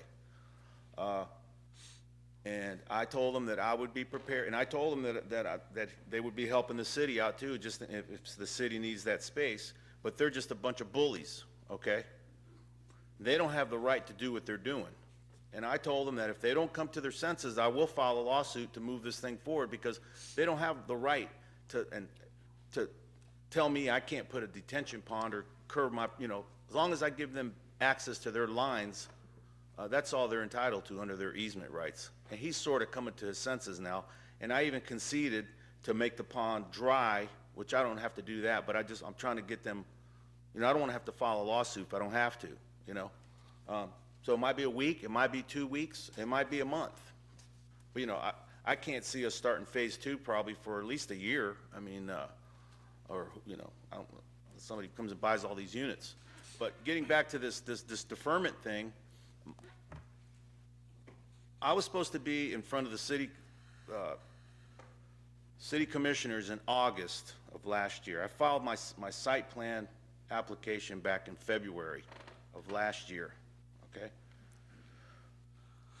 I've been back and forth 4, 5, 6 times with the TRC. Now at the last minute, which we've been trying to get the engineers' report for months, and we only got it, a couple days ago? And now I'm supposed to wait another month, 2 months for him to do what he's got to do, when really it doesn't even add up. If we were creating a problem there, SwiftMud would have never gave us our permit. Okay? Go look at did they even go out to Spruce Street to see what the existing swale looks like over there? It's full of garbage. You want to know why the flooding is? And now I'm supposed to sit here and wait for him to get his job done another 3 weeks, 4 weeks, 5 weeks, 6 weeks? How long? I mean, I can't, I've agreed to all these things. Now, I got to wait for somebody to do their job, which it should have been done months ago. This thing's been here for 7 months with the new staff. It's not fair to me, It shouldn't be this hard. I mean, if I was creating a drainage problem out there, SwiftMud would have never gave us a permit, okay? Now, if you want to defer it, that's your right, you probably will. But tell the guy, look, you got a week to get this thing straightened out, not 5, 6 weeks. My engineer's trying to get a hold of him. He doesn't get any phone calls back. I mean, you got to go through this yourself to see what it's like. He comes in here, don't even have the report. Now I'm supposed to wait for him to read up on it? It's not fair. Well, I know you. Yes, sir. One of the things that I want you to understand is that, from my perspective, if the board approves this tonight, what you're talking about still needs to happen. Right. I mean, you have already agreed that this condition that's in there, that's really is in Mr. Anderson's hand, need to get done before you can move with the project anyway. So I understand your frustration for August and the rest of it, but I think that some of it still might be a little bit misplaced in terms of you agreeing that this is contingent upon the stormwater plan being done, which is in Mr. Anderson's hand, and your attorney in terms of, your engineer in terms of trying to make sure that happens. So even if it went forward tonight, it's not like you can start tomorrow. And I'll let Mr. Anderson, but let me say, the reason he's been to TRC all those times is because there's been problems consistently throughout with this project. This is not something that is completely held up on. There's a reason when you have to go back and forth before our TRC committee and completely getting reviews on it. So, Brian, if you just want to shortly, because we don't want to get into debate back and forth, I can tell the commission where I disagree with Mr. Lindiakis and his people and their representation of this thing. I'll do that privately, but just quick from your end on the time frame they got it to you in your review, and just quickly to. Just for a reminder for the commission, Stantec came under contract for stormwater services in May of 2014. This project was reviewed by the previous stormwater consultant, American Consultant Professionals, in February of 2014. They had at least 9 concerns. I would say 6 of them have still not been addressed with this site plan, and primarily the same ones that I went through today. So these have been reviewed. It hasn't been just sitting around for months. When I was tasked with this project by Mr. Robertson, we spent about 30 hours on it, and then within 8 hours after that, we turned around our report. So it hasn't been sitting around on my desk. And just to address the SWIFMUD permit issue, that I've heard it several times up here, that SWIFMUD doesn't issue permits if the project shows adverse impacts, but in the same breath, it said that, well, there might be an area on Spruce Street where there might be some pounding and we'll have to add an inlet and pipe. Well, which one is it? Is it SWIFMUD doesn't issue permits to adversely impact, off-site impacts, or you're agreeing that there's a stormwater issue on Spruce Street that you're going to have to address? So there's a number of concerns. I'm sure we can get through them working with the engineer. Obviously, we had the holidays. There was a difference as far as everyone having time off. So certainly can work with their engineer and get through these issues.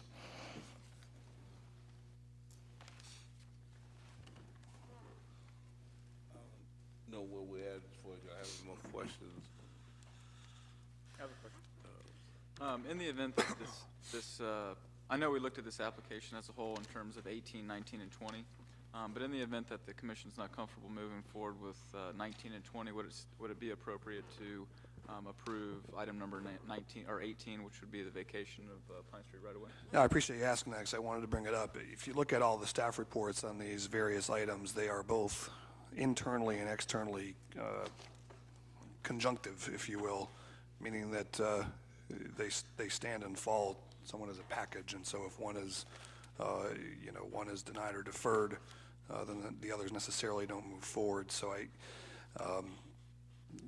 bear that in mind in terms of reviewing the conditions. But Pine Street being, or item number 19 is a second reading, so is there any issue moving forward with that? Yeah, I would not recommend you move forward if you're not inclined to move forward on 19 or 20. You can take the position that it's conditioned on the approval of 19 and 20, but I think the better practice is to defer ruling on one if the two, or if you still feel like as a body that you're lacking information on either of the other two.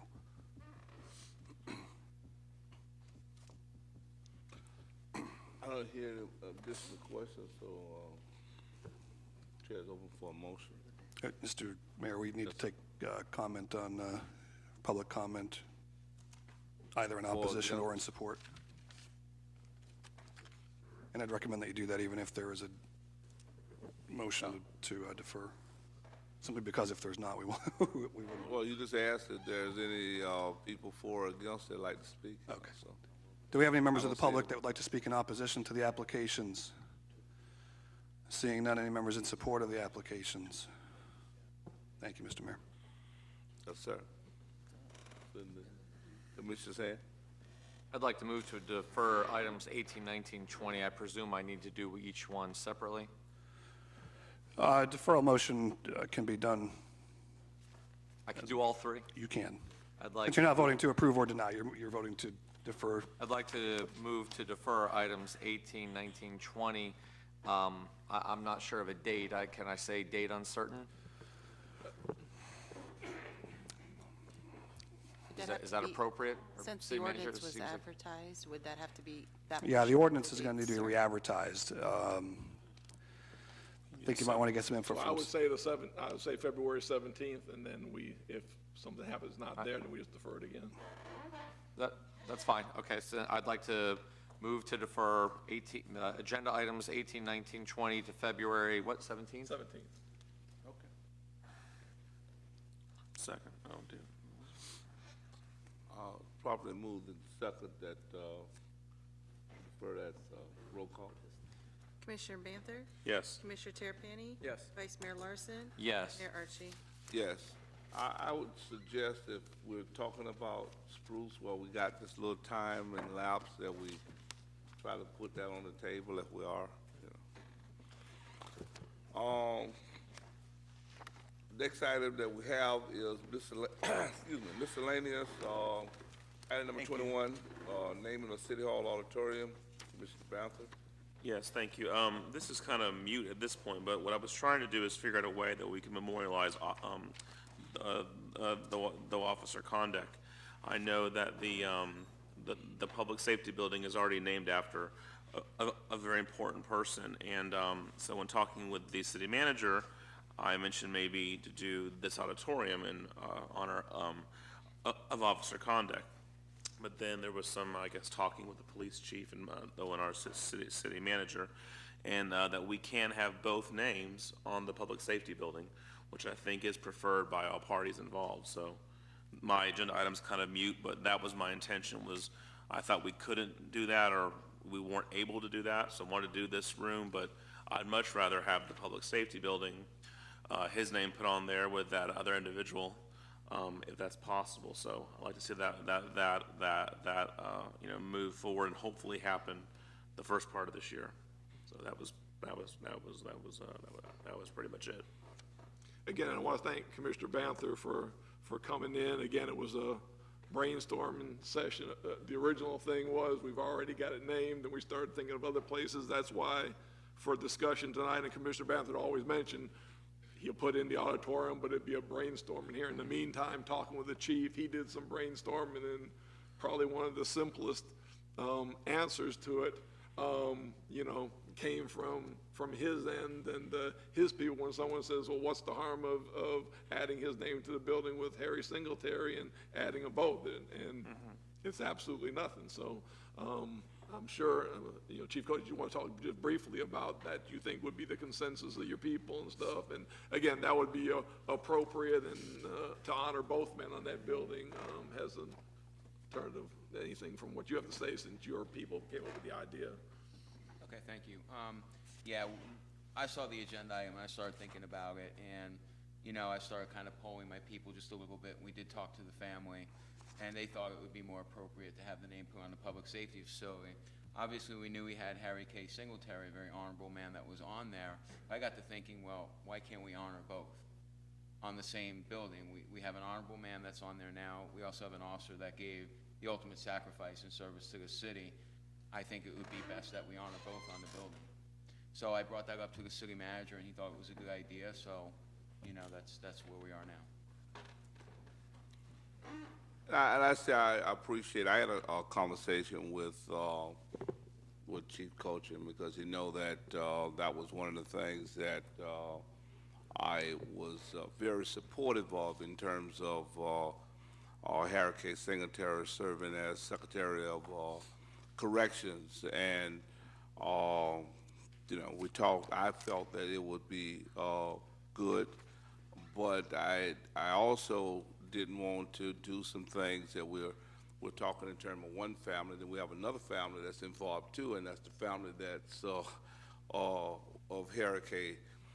Singletary. So I talked to them in terms of their support, and in talking to his sister, she reminded me of something in terms of Harry was the one that was instrumental in establishing a memorial for fallen officers, for fallen correctional officers. Matter of fact, they named that academy, and at the academy in Crawfordville also is a memorial there that they honor fallen correctional officers every year. So in talking to them, it seems to me is very appropriate that Harry was always supportive of law enforcement and understand that, the tribute that fallen officers have given in terms of the ultimate sacrifice, and that's given in their life. So I did have that conversation with them, and they're very supportive of that. They suggested that maybe one of the things that we would do is to look at putting both of the individuals' pictures on the inside of the building, so that people would know when they see the building, you know, what actually occurred in terms of their contributions to society. And I told them I thought that was something that could definitely be done. We can do that, definitely do that. In moving forward with it, but that was it. And so from both sides, I think it's a win-win. Very good. So I guess we'll move forward in the to try to get that done. Is this something that needs a formal vote at a meeting, or we could just move forward?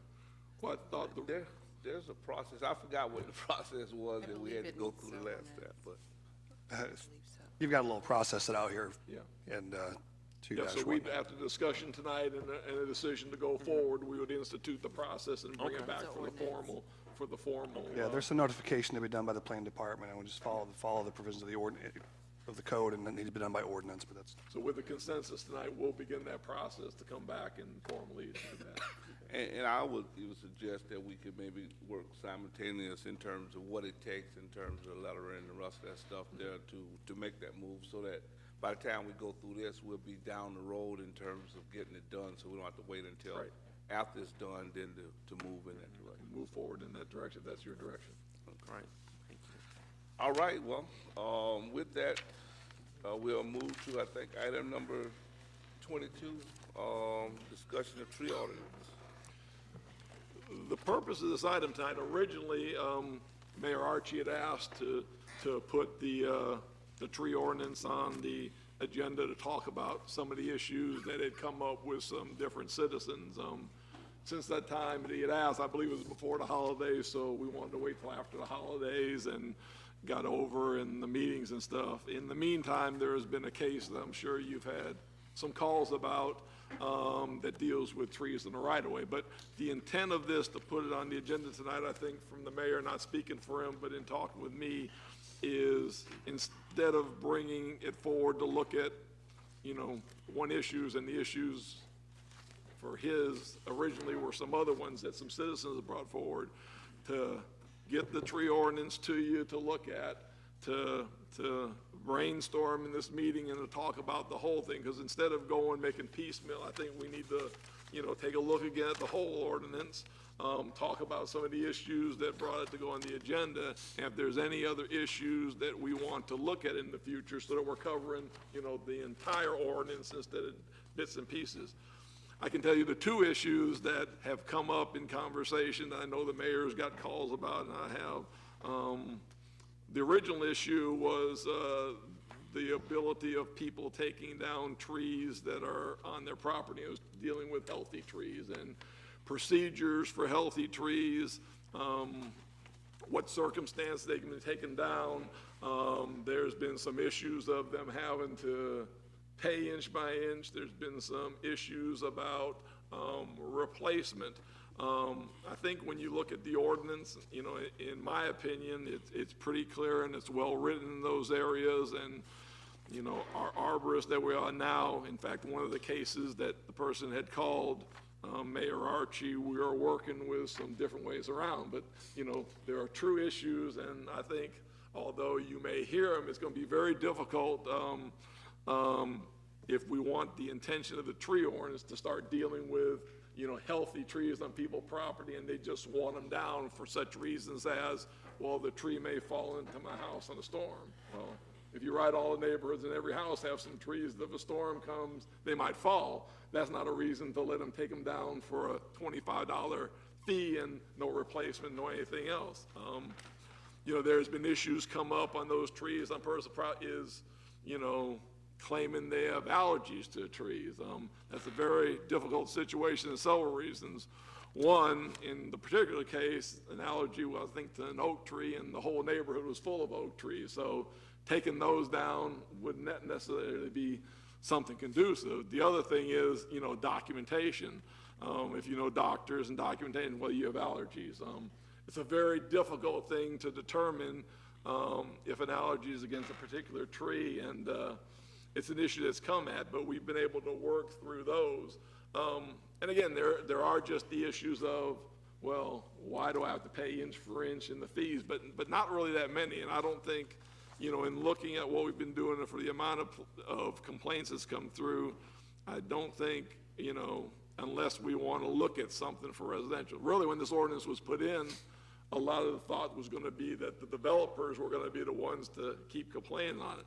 Now, that's not to say the developers like it particularly, but so far we've had some pretty big projects and some pretty big checks written to the tree bank from them to cover that. So really the issues we've been dealing with, especially lately, are citizens' issues and the ones about, is there anything you want to do about healthy trees on people's property, and any changes in here to accommodate them better. I don't see any, but again, the purpose of this is for anybody else to bring things. The other issue that's been predominant later is an issue of trees on the right-of-way. We, like a lot of the other communities around, the rights-of-way, and I'm sure the city attorney can give you the legal definition, but right-of-ways are people's property. It's a right-of-way, so if the city has to go for utilities or stuff, but it is the people's property. And us, like other cities, the responsibility of trees on the right-of-way are the responsibility of the property owner. And we have some instances, especially the one I'm sure you'll hear from some people in the audiences, these issues are in our historical area, and they are trees that are many, many years, probably 70 years old and stuff on right-of-ways. And the contingency is the resident paying to take them down as opposed to the city. Now, some of the proposals that's been brought up to look at is, can we relate it to different areas, such as the historical area or that? It's going to be very difficult for you to look in here and isolate it to the area, because then there's a lot of other areas that may be covered. So that's a tough issue when you're going to be talking about the right-of-way. Obviously, the city doesn't want to take over tree removal and maintenance of all the trees on the right-of-way, because we're not prepared budgetarily and stuff for it. But issues of trees that, may be questionable, and the ability of residents to pay to take these down is a question that's going to keep coming up, especially as our trees in the older districts go down. There's several things besides area you can look at in here. Is it a case where you want to do something with the money that is paid into the tree bank? Is there some program you want to do with the tree bank money about dead trees on right-of-ways?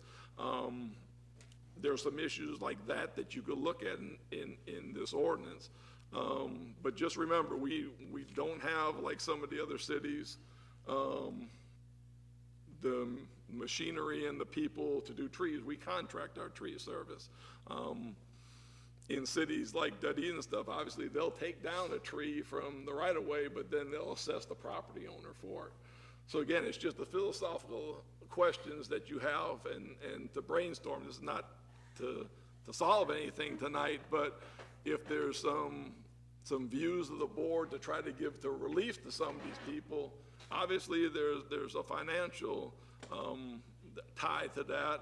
And right now, in the mechanism of the tree bank money and stuff, I don't think it is written so, for instance, tree bank money could be used for it now. You would have to make a change in that if, for instance, dead trees on the right-of-way that pose a safety hazard to either the road and the property, if that was something you'd want to do, you would have to probably add that condition on there. But again, then you'd have to also think about, is that just for trees died? Then you've got maintenance issues. So it's a very complex issue of what you do and how we keep it consistent throughout the city. And that would be one of the questions to brainstorm tonight. And then any other complaints you've had, different input from citizens about this tree ordinance. Again, those are the main ones I've heard, but the intent tonight is to everybody to bring those forward and then give some kind of direction of where you might want to go, if it's fine like it is, if there's some adjustments you want to look at, where those adjustments is, and we're definitely not going to solve all the issues with this tonight, but it's just to start to brainstorm and get the different commissioners' idea of if there's anywhere you want to go with this. Well, I definitely thank you for that. I know I have been, I don't know about the rest, been getting individuals contacting me as it relates to trees, the cost being one where they felt like it was a bit much for them. And, first I just like to say, not just for the people in the audience, but for those that might be watching, I like trees, because as soon as I asked the city manager to put this on the agenda, one day later, I had somebody come to my job to ask me about what am I talking about trees for. So it's not a matter of that. And I believe that we put this into place because of developers and what they was doing for is ravaging the trees. But I am concerned that it's starting to have what I consider an adverse effect on residents. And, developers come in and they take down many, many, many trees. A resident might take down a tree. Not to say that that tree is not important, but I think that, we do need to look at some things. I do think that the tree bank, the funds that we have there, the trees that we have there can be used in a sense of helping residents in terms of the cost. Because what happens is that they have to take the tree down, then they have to replace the tree too. So it's a double cost for residents. Developers, they don't care because all they're doing is passing it on to other people. The other thing that I am concerned about, and I know this is one of those touchy ones, and that's about the right-of-way. I know that the residents, which let everybody know, I am one, have to take care of the right-of-way in mowing it and the rest of it, and normally you just do that because, even when the city was doing it, it might be somewhat sporadic by the time they get around to cutting it. So a lot of time people are doing their own right-of-way anyway. But I know that some of the other cities look at trying to register or have people register when they might plant a tree in the right-of-way. Most of the trees that's in the right-of-way, the ones that people are talking about taking down or disease or whatever, have been there longer than I've been on the earth, a lot longer. And so it's not one that the property owners have even planted.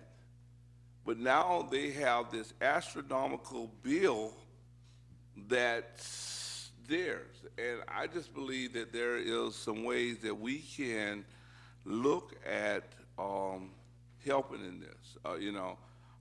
If there's something that we need to do to make sure that nobody is abusing the ordinance, from the residents' perspective, then I think that we can do that. But I do think that there should be some relief in there. I do think that the amount of money that sometimes we're collecting from developers for the tree bank and the other trees that we have, I think that those things we can look at in terms of how do we help in defraying the cost of what's going to be passed on to residents. Yes, I know the one is for as medical has some issues, but when I get 5, 6 calls from the same person telling me that they cannot pay it, it's too much, it's hurting their health, then I'm concerned. I don't know what we can put into place.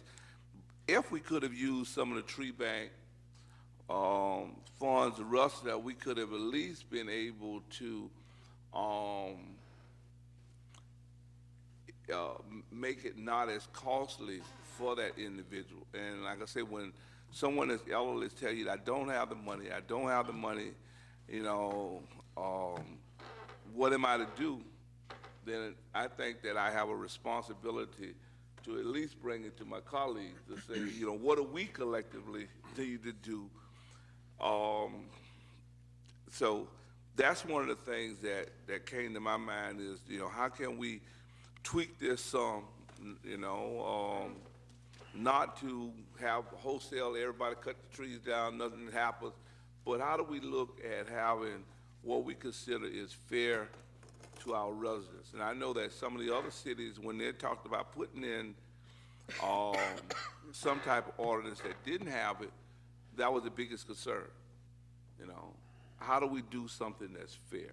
And I think all of us want to make sure that what we have in place is fair, and that we need to look at it at some point in time, tweak wherever we can, and see if that can help to alleviate some of the financial concerns that residents have. So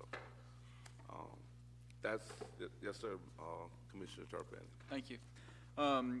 Yeah, I would just say that this is probably the tree ordinance in specific as it relates to the right-of-way issue is probably one of the, since I've been in office, which is roughly about 4 years now, has been something that I've consistently heard of over and over and again from a wide array of residents, young, old, sick, and different. So to use the mayor's words, I definitely think that there needs to be some tweaking in specific as it relates to the right-of-way and sick trees.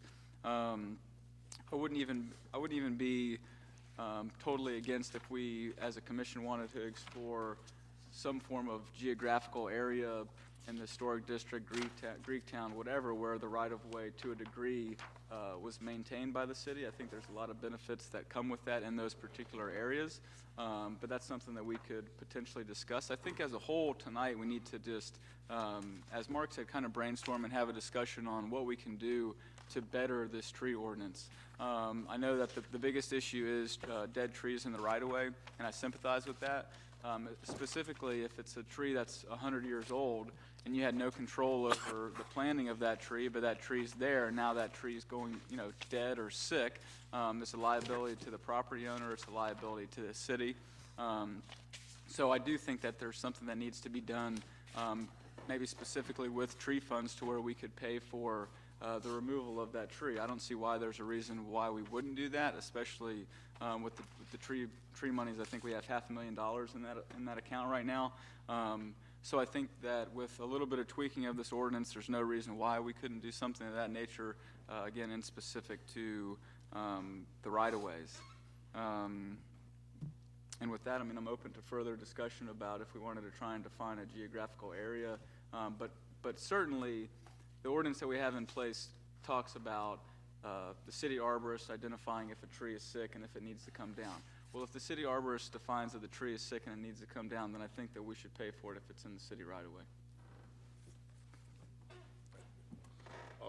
Vice Mayor and Mr. Bath. Thank you. Thank you very much, and I appreciate this being placed on the agenda. I think it's important that we discuss trees and the status of the tree ordinance. I'm a little bit concerned when we talk about utilizing tree bank money for taking down trees.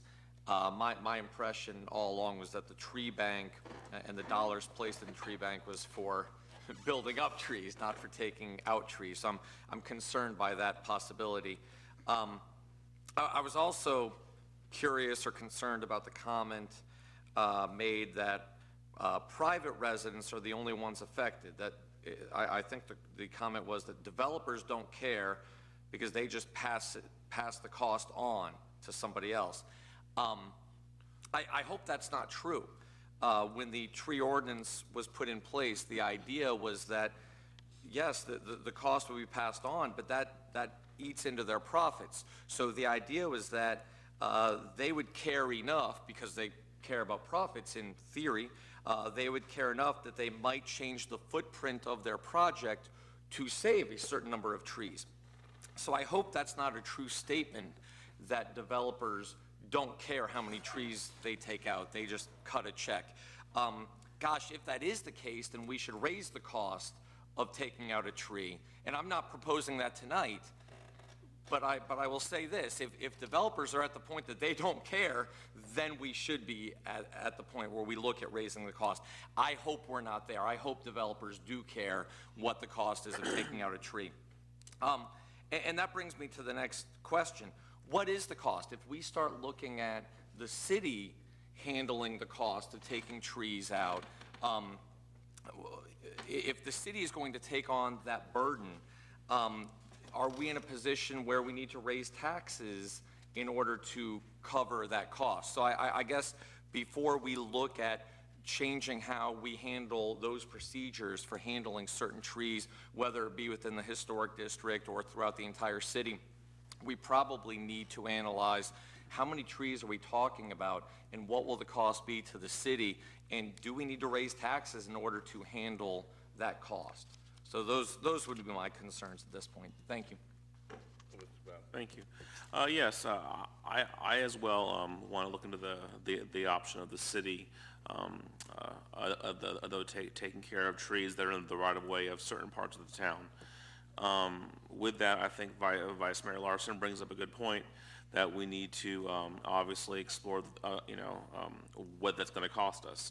But I have a hard time, especially if the city has planted the tree. If we know we've planted it, and that tree dies or something happens to it, that would then tell the homeowner, sorry, it's your job to like take it down and have to replant. To me, that's just not right. And as far as using the tree fund, I think that's a good option to definitely explore. It should have limits, which I'm sure it would.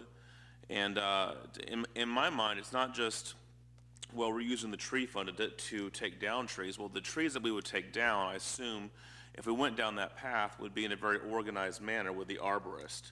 I mean, this is a pretty tree-friendly city. I mean, I'm not obsessed with trees, but I like trees. I like old trees. I don't think anybody up here, we're working for the city, would just want to blanket take down trees. So if somebody had a tree in their right of way in a certain district that we say we're going to cover, there would be a process that they would go through and have to be deemed a sick, dead tree. So in my mind, going back to my Boy Scout merit badge days in forestry, you want to maintain a proper tree health in the whole community, so you can take down that tree that is dead and plant something else. So that's not an improper use of the tree fund if that's how we structure it. Obviously, if we start taking down trees wildly, yes, but I don't think that's what we're talking about here. So I definitely think we need to explore. If we're going to use Greektown and the historic district to maintain those trees that are in the right of ways, I would like to know the cost, just an overall estimate. I think that would be important to have. And then as far as trees that are making people sick, that can be a hard debate because I've heard people, both sides. I've heard people say, well, the tree's making me sick, and here we just say that I have to pay to take it down and pay to plant a new one. And then people that say, well, it's not just that one tree making you sick, it's the tree across the street as well. So definitely I think we should look into, for people like that, where they're willing to pay for it to come down, if they can, look into, like we have that drive once a year, where we give away trees, or something we can do, a tree bank or something where we could help them get a new tree at little to no cost. So just, some of that to explore. I think there is middle ground here, and I think that we can accomplish the goals for the most part and still maintain our integrity of valuing trees as an important part of our infrastructure here. But I really don't like, the thought of a city planting a tree in the right-of-way, that tree dying, and us telling the homeowner they have to take care of it. That doesn't sit well with me. So that would be definitely one thing. If anything comes of this, that I think we need to just have a discussion about and see how we can move forward with that. So thank you. Well, thank you. What I like to do is, let's find out what's been happening, since we put this ordinance into place as it relates to developers. You say, well, developers don't just do it. I think that they're not going to waste money, but I think that, hey, it's a tree versus me building something, they count the cost and they just do it. So maybe it should rise. But There's a section in here that's F that talks about city manager his designee shall waive the requirements for replacement described in this section. If one or more of the following conditions is found by the city manager or designee, tree is diseased or injured to the point of its ultimate expiring, no reasonable remedy exists. Tree is in immediate danger of falling, no economical practical remedy exists. That section there, I just like to know. Where are you at, Mayor? 11. That's on page 11. Actually, it's 9 or 13, I think, and that's a different one then. Number F in this one that I got. It just talks about the city manager. I just want to know how often that has been used. You know? Yeah, not often. Not very often. You know, tree creates unsafe visibility which pruning would not rectify is found by the city to be in the interest of general public's health, safety, and welfare that the tree be removed. I mean, it says that you can waive the replacement. I mean, you still probably have to cut it down, but you don't have to replace it, just to see how much that's been used. And the other thing is that I just don't believe that we have to raise taxes to do this. I just don't. And I can tell you another thing is that I am hard-pressed to say that we look at the historical district and we look at the Sponge Dock area and just say to the rest of the people in Tarpon, forget y'all. You know, I mean, we get enough of that, at least I do, that we are selective enforcement. We do things in some areas, we don't do in others. So I'm not willing to create this area that anybody here, because trees are everywhere, you know? So I just think that, you know, we have to do something that's what I consider is fair. Is it gonna cost us something? Yes, but it's costing every homeowner right now, you know, and I don't like to talk about reserves, but I always say that, you know, if you do something, it's a one-time thing. You can't cut the tree down but once. I assume that you can. So, yes, it's going to cost, but how do we help to make this into a fair ordinance? And I would look to go to public comments and even ask, as we debate this, that others look. I know that there are some people, and my good friend Robin, I look for you to come and tell me, how do we have something that's fair? Because I've had some conversation with her about the right-of-way issue, you know, in terms of people not even planting a tree, and then now I have the responsibility to cut it down and replace it, and something I didn't have nothing to do with. I just don't think that that's a fair process that we have, and I know it's going to cost some money. I don't know how much it's going to cost, but I don't think that, and I like to know too, maybe how often that these type of things that we're talking about in the right-of-way is coming into play. You know, I don't think that it's every week somebody is cutting down 2 trees in the right-of-way. So we need to look at how extensive is this and how often has it happened, maybe last year, the year before, so we can make some kind of judgment, you know. So. Yeah, and we tried to look at that for you. It's real tough to tell the cost because really we don't, I mean, for instance, right now we know there are 3 trees within the area that we're talking about in the spring, you know, in that area we're talking about the fruit trees, the spring. We know there are 3 major trees that we can identify right now in the right-of-way that have to come down. Cost, again, the cost is you know, variable depending on the size of the tree.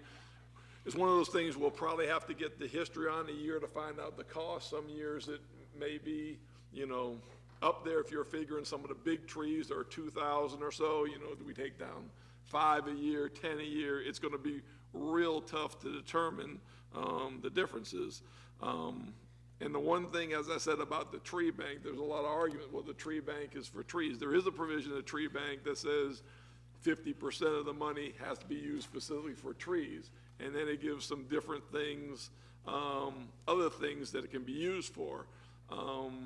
Whether it's a trial to use Part of that money, obviously, if that's not changed, we can't use more than 50%. 50% of that money has to go to trees. But, there's an argument made by people that, taking down dead, dangerous trees still is a positive for, trees in the community. You don't want dead ones that are up there. And we certainly are planting many, many trees the last several years. The list of trees we've planted is extensive.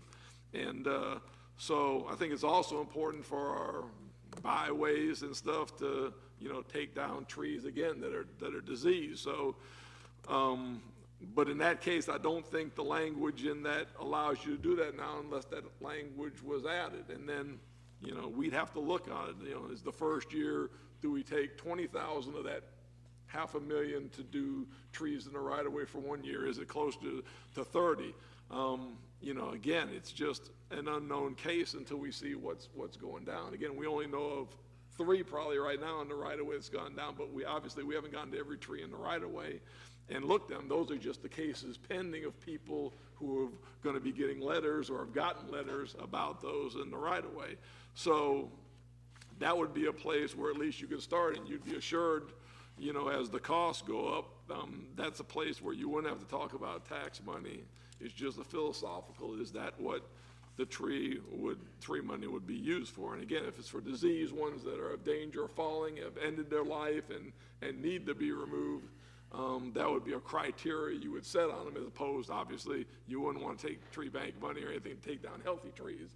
But to take those trees down, that would be something that you would consider. So as far as numbers, I don't know if we can even give you an approximate of how many comes up. It just seems there's been a lot in the last several months. There's been, not a lot, but 3, 4, 5, 6 contentions on different parts of the issue. Like I said, we've got one that I'm doing an analysis for. You said the city manager's criteria about them having to replace it. I'm doing one now. I can't remember, maybe 2, 3, 4 years ago when I did one under these criteria. It's not a tree on the right of way. It's a tree on somebody's private property and stuff. But these are some remedies to those people that if I find that they can prove one of those 7 things, then obviously they just pay the $25 permit fee and they take down the tree and the cost of it. And again, cost of taking down trees is not cheap. Having to take down one when I got jumped by the insurance and citizens made me take down one and ended up being dying and diseased anyway. That was a big check to write for the tree. So it is an impact. But we do have the ability under the city manager's thing for some of the other instances of trees on their private property if it meets one of these criteria. And I just don't know how you'd add any other to these. I think these are good criteria. But as far as the right of way, you do have to talk to some of the options. But there are 3 right now. There are major trees, 2 of them on Spring. And I think the other one, which is by our problem house on Spruce, that's in foreclosure, and we just cleared it under settlement and stuff that, for safety reasons, we're going to probably have to take down anyway. It's just a question of when we take it down, do we lien the property or are we going to take it down under a new policy under there? Because there's nobody to take it down right now. So, again, those are some of the issues that you're looking at on the right-of-way. Okay, yes, sir. Just another avenue for food for thought. I think that within some of our maintenance contracts that we approve, not necessarily annually, but biannually or every couple of years, I believe there's a contract that we did not long ago with Mr. Function's department that relates to like emergency management and trees falling down in a disaster situation. So I think that's an avenue to look at as far as what the extent of those contracts are for tree removal. So you may want to talk to him and see if we can develop an avenue through there to take down some of these, what I would consider hazardous or sick trees. Yeah, because if a tree falls right now in a windstorm, the city has a contract where we come and we take that tree out and clean it up. That's in place right now. So that may be an avenue to look at for some of these trees in the right-of-way. And we've also got our tree contractor that not only does our plantings, but takes down, for instance, that one tree downtown that was dead that took it down. who, of course, has bid, and we get a very good price for that and stuff. So that would be the person right now, if we needed somebody to go on an individual tree, or we were taking a tree down and assessing the property owner because of danger, if we were going that route and stuff, that person was taken down. Of course, the city with a bid gets rates to doing that. So he not only puts up trees very well, as you've seen the trees that's gone up, but he also removes them. They're qualified if they're by, you have to have special qualifications if it's by power lines. These people are certified in that, and that contract is a good price for the city to do those things. So that's another avenue to use along with that. Well, with that, I'd like to go to public comments, is that, just that thought that you have there is that the city's in a better position to get a better price than the homeowners are anyway, so it wouldn't cost us as much as it costs the residents to do it, but public right-of-way, do we consider that city property? A right-of-way is an interesting property. You know, it's roughly analogous to an easement, generally. And some of that depends on the way the right-of-way was acquired, or how the deed on the property is set forth with the survey. But for the most part, in general terms, a right-of-way is simply an easement. And so, you know, the city is well within, you know, the law. It certainly has the ability to, for lack of a better term, place the responsibility or obligation on the homeowner to maintain those trees in the rights of way. Right. Well, the reason I asked was not about where to place the responsibility, but that the tree bank basis says that, that G says that we can use, you know, we can replace trees on city property. That's what the money is for, is to replace trees on city property. And so, to me, if the right-of-way is not private property, it's not the owner's own, then it's maybe ours, so that therefore we can replace trees on there, and then we could place trees on what we consider as city property. We can also remove trees that's on city property. But anybody that would like to speak to this issue of trees, come forward, state your name and address for the record, and you have up to 4 minutes.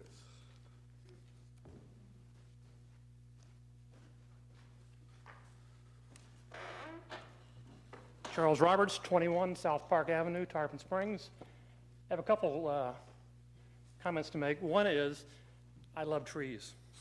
If you Google my address I just gave you, you can't see my house. But that being said, these trees were there way before I built my house. I wedged my house in to remove as few trees as possible. My issue tonight I want to talk about is just the ones in the right-of-way. Well, Mark says that I still own the right-of-way. What can I do with it? I can't fence it in. I can't put a piece of building on it. I can't do anything. I can't prevent someone from coming on that property. So it's not private property anymore. It might as well belong to the city, whether you agree with that or not. And there's a huge difference between rights-of-way and easements. There are big differences between the two. They're not the same. You agree? I agree that they're not the same. Okay. I agree that there are interests in property that are less than fee ownership. Plus, the one comment made that, you know, we'll have to increase taxes. Well, this ordinance wasn't in place forever. When was it placed in effect? 2006. 2006. So the city did this before 2006. Is that correct? Did they remove trees in rights of way before 2006? I'm not sure. Yes, they did. I can answer that. So it's not something new that everybody's asking for, that, you know, you used to do it. And at some point, this passed under the radar with most folks, because everybody I've talked to cannot believe that that piece of property out there that I don't mind mowing, I don't mind maintaining. When I have trees on there, not only the responsibility for the limbs falling on a car, which I don't have any control over who comes on the road, so why should I be responsible for that tree? It's not, I have no power over that property.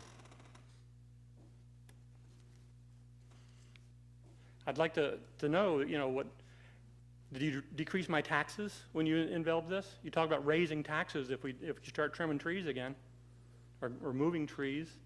You didn't decrease taxes. I went back and looked. I didn't see anything significant in the city budget.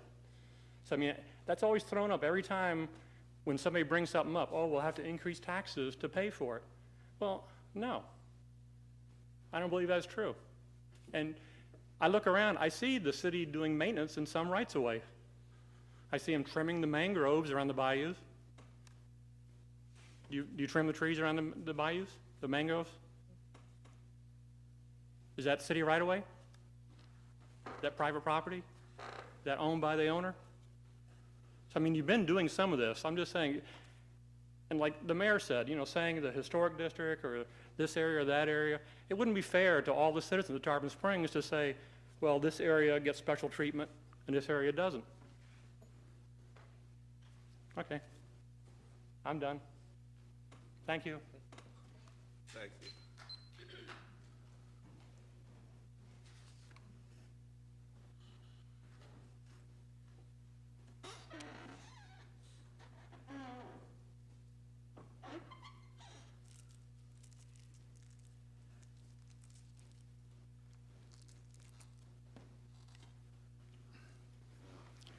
My name is Ken Kickta. I live at 211 South Spring Boulevard.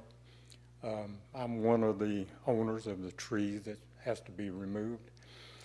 Speaking to Charlie, I moved to Tarpon. Our family moved in 1977. There was 3 trees in the right-of-way. There was 1 tree between my property and the property to the east. One day, and I believe a lady by the name of Kathy, used to work with the city, was walking her dog on a Sunday morning. A limb off of that tree fell down across the sidewalk, and she was approximately 40 feet from it. On Monday morning, called the city, they came out, they removed the tree, ground the stump up, and removed it all. And in early 2000, I called the city about one of my other trees and told them, it reported that it was bad and hazardous. They came out. I thought they were going to remove it. They left. They didn't remove it. But then later on, this ordinance came out, and I found out about the ordinance when I got this letter in 2014, December, that it was my responsibility to remove this tree. Now, that was officially when I got notification. I did not see a permit, and I've talked to people about this. Very few people in town knows about this ordinance. Nobody knows about it. It was not publicized. Nobody got anything. I'm sure it was done legally. It was put in the paper, and that's legal. But everybody does not read the ordinance column. And people are responsible for these trees. They have a liability, and they're not aware of it. And that's the concern. And I made the city aware of the condition of this tree before this ordinance came into effect, and they elected not to do anything about it. And that's why I'm concerned, partly because you put something in place, especially of this magnitude. I mean, you've got the liability, and now I've got bids of $1,500 was the cheapest one, $3,000 was the highest one to remove this tree. And, you know, I can afford to do that. I could do it if I wanted to, but I don't feel like I should have to do it. It should be the responsibility. If you're going to encourage people to plant trees and plant them in the right of way, and you give trees, and I talked to people over on Pineapple and they got trees that were given to them by the city. They planted them. I thought, well, maybe the city planted them, but come to find out, they planted them. I asked them, did you get a copy of ordinance?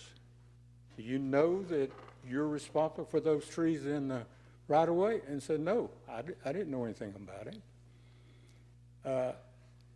We need to be consistent in what we're doing. What about the trees downtown? Are those people, the property owners, are they responsible for those trees that are planted downtown?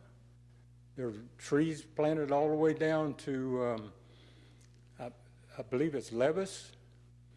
Are those property owners responsible for those trees or not? And have they been told that they're responsible? And I think we have a communication problem. And as far as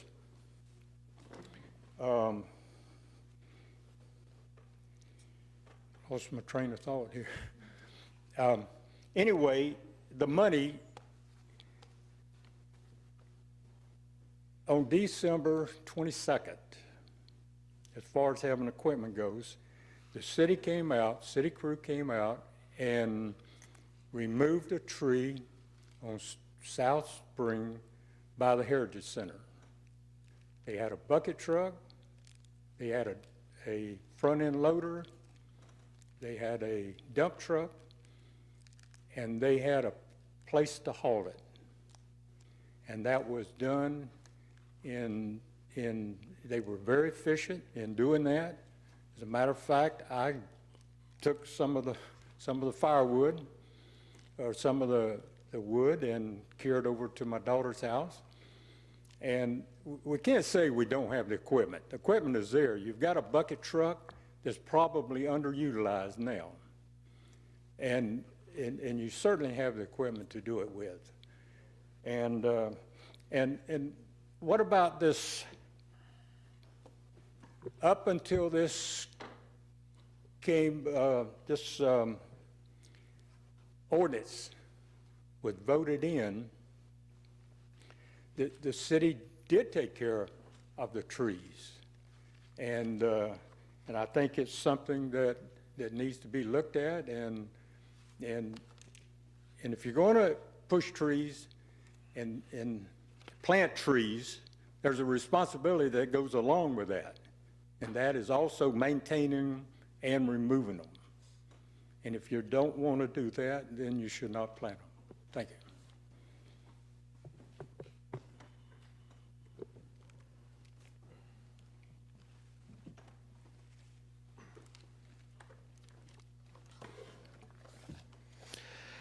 Peter Lackas, 514 Ashland Avenue. A couple of things we need to put in perspective first. We need to clarify this right off the bat. One,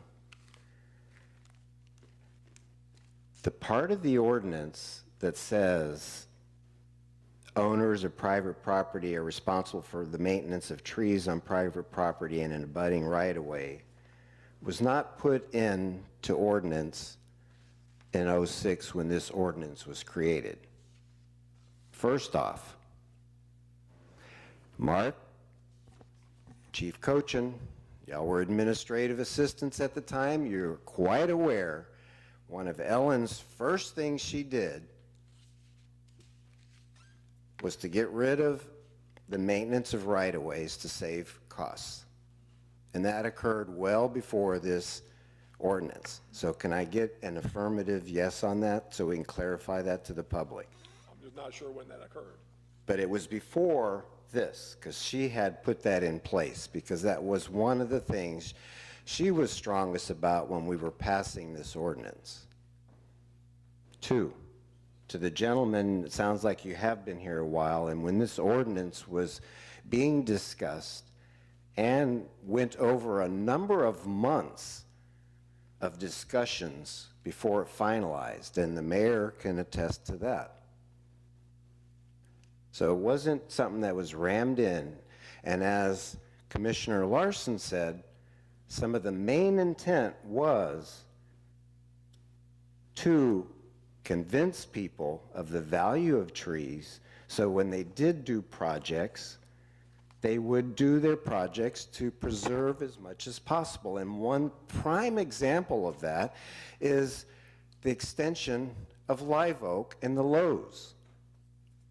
They wanted a huge retention pond, and we forced them through the way we had our ordinance to redesign it. And they saved more trees, they saved money, and the intent was there. Now, you have to look at this ordinance in various pieces.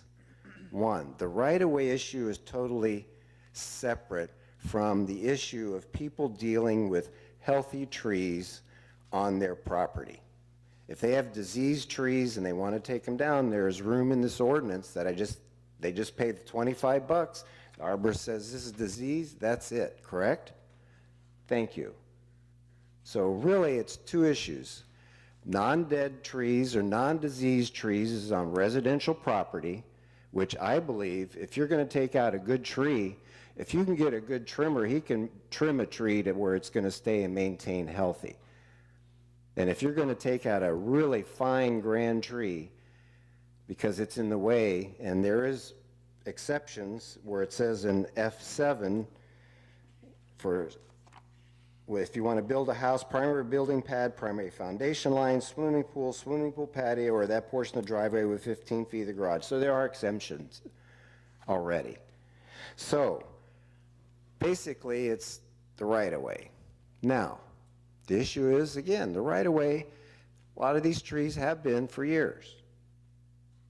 So I think, and I haven't reviewed the whole ordinance, but in listening to a couple of various things here, one, it's not like we're probably running into 20 or 30 of these or a lot a year. So you can put out a bid to tree services on a as-needed basis, guaranteeing them, saying you'll get at least 5 to maybe 10 a year to handle, and if, you can negotiate those costs. And yes, the tree fund was to replace trees, so what I would, in my mind, I've been throwing out some things in my idea, yeah. You work with the people who have those issues of right-of-way. You agree with them that the city will use their bidded contractor to take care of that. However, we want to make sure to preserve our tree canopy, to replace that tree with a, somewhat of a decent tree. And we'll pay for that. Now, if they don't want to put another tree in and they just want it out, then maybe you can look at, well, do we pay 50-cent reimbursement, something like that. And another thing I mentioned or thought of, if we take the trees down, we should have city, i.e. possession of them. We can make money back on them from firewood. And another option that I would like, another thing that was mentioned that I think is important to say is we really don't need a separate district. We already have a district, which is the boundaries of Tarpon Springs. And I know, and I have to share this experience, of late, maybe the last 3 weeks to a month, I live by Whitcomb Bayou, and I'm not in a historic district. But around 3:30 to around 5:30, all of a sudden, out of nowhere, there appear these large winged birds, which I haven't been able to determine if they're some kind of a buzzard or a hawk, but they good 3 to 4 foot wingspan, and they're flying on the air currents. You can see them just all over.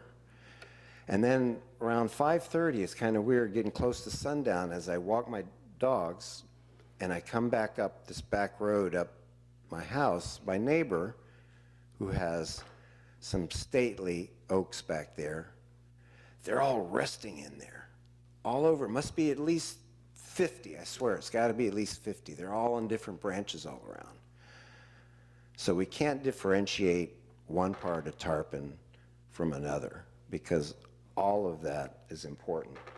But I think there are some things that can be worked on. Also, that section F where it says waive the requirement for replacement, that could also be looked at as far as some type of fee, I wouldn't say exemption, but reduction based on certain criteria. So there are things to work on this, but I hope this is just the beginning of the discussions, and we have a few more before anything comes into place. Thank you for your time.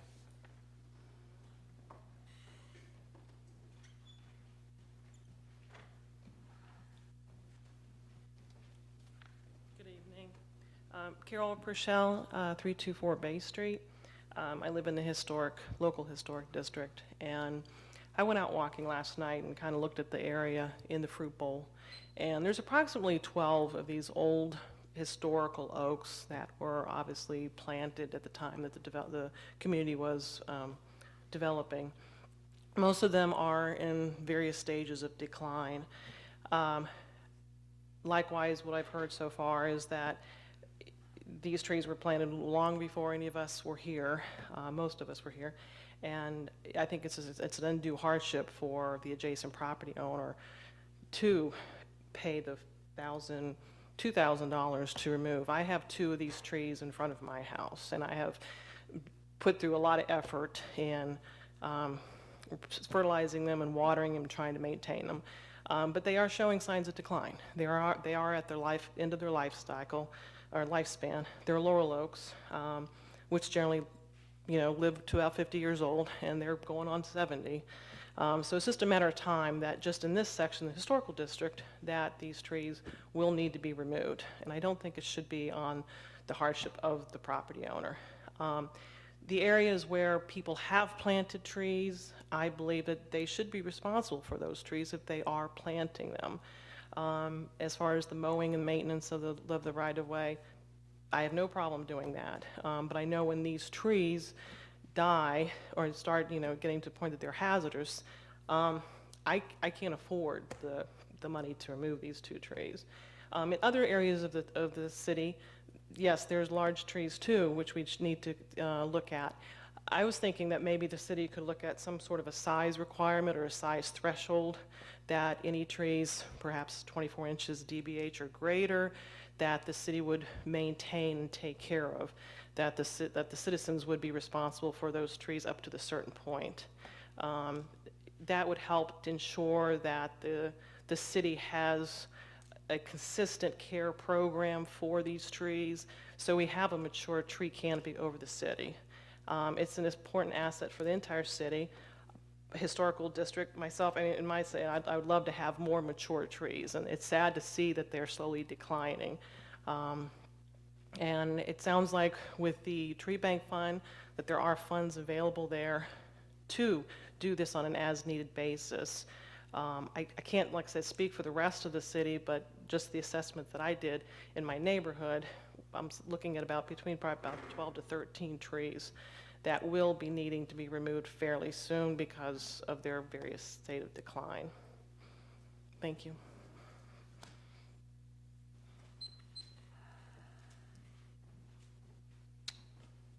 I believe that's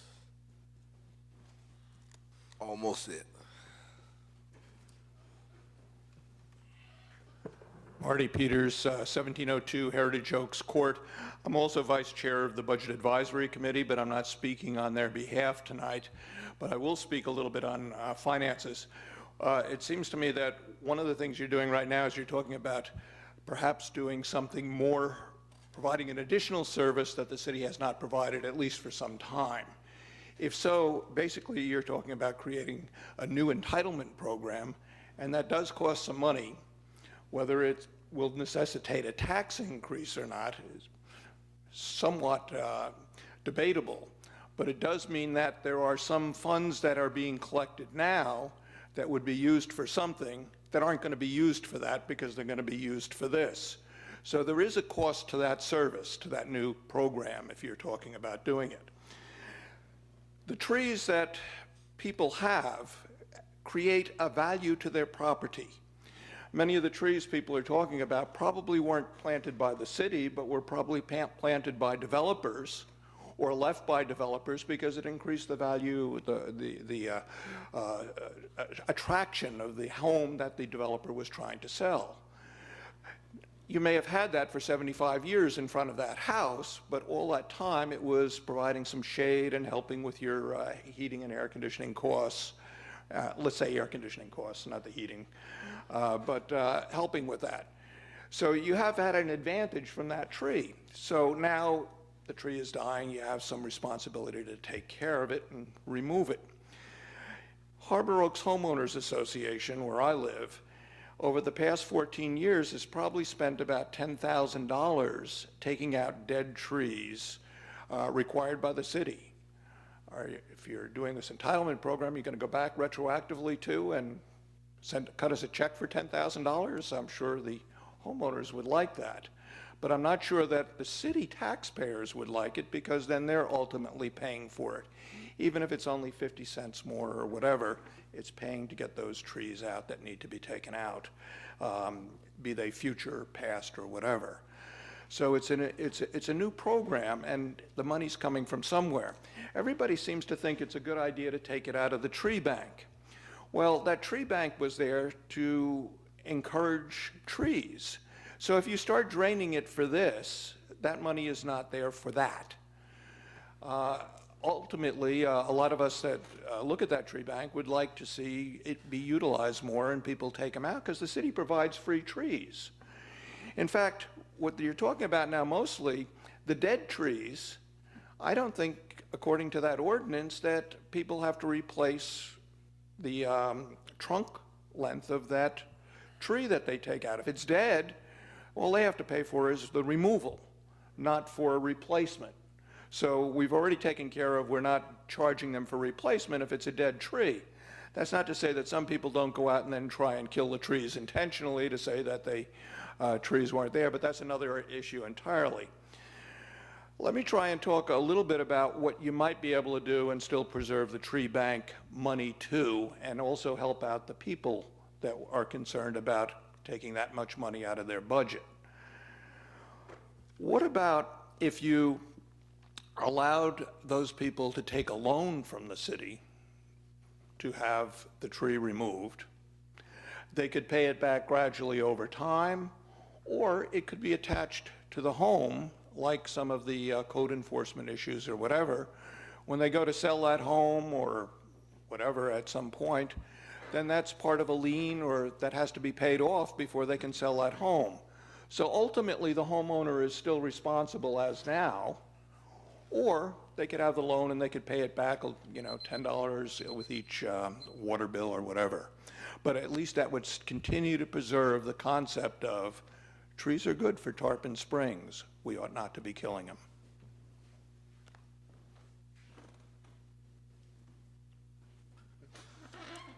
I thank everybody for those comments. I just say that, you know, when a tree is in the right of way, I don't think that anybody is trying to get rid of a live, vibrant tree. Not in the right of way.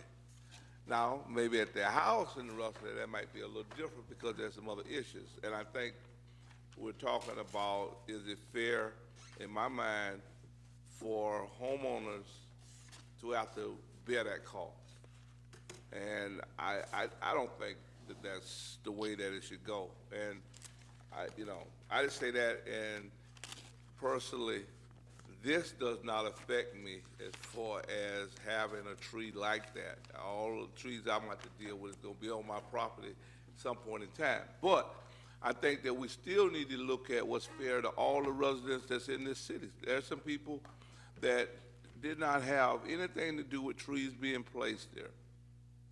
And the city decided that at some point, those people should bear the brunt of that. And what happens with a lot of things that's placed in ordinance, nobody care about them until it affects you.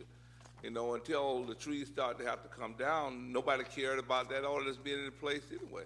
But when you start to have to pay for it yourself, then you start saying, is it fair? So right now, Mr. City Manager, I think that we have had some discussion. I don't know where we're at and what we're gonna do for it, bringing the thing back. I still think, you know, there are some things that can be done, whether it's with the tree bank money, you know, 6 of one, half a dozen of the other, it doesn't bother me. You know, but I say that tree bank money is to be used, it's not just to be accumulated. And if they're told that the Commissioner Tarpon had talked about $500,000 that's there, then hey, if we're gonna have it for that purpose, then let's put some more trees out. You know, we didn't get that money from the developers just so that we could have money. So if we had to use $20,000 of it or whatever to relieve a burden that's being, I think, unduly placed on homeowners, so be it. If not, that's not the case, then let's look at another way of dealing with what I consider that's unfair. I think, in my mind, and I was around when the city had a crew that took care of public works, but there was a lot of controversy as to what areas was getting the most out of that. A lot of homeowners didn't care because they were taking care of the right of way anyway, because it was in front of their house, and if the city didn't do it, it looked bad for them, so they did it. So when they took that away, most people in Tarpon didn't even notice because they was already taking care of it. But now the trees are something else that nobody, I don't think, you know, envisioned that they would have to be paying for this at some point in time. So if you ask most people in Tarpon, they wouldn't have a clue as to it's their responsibility to take down a tree that might cost $1,500, $3,000, or could be more money.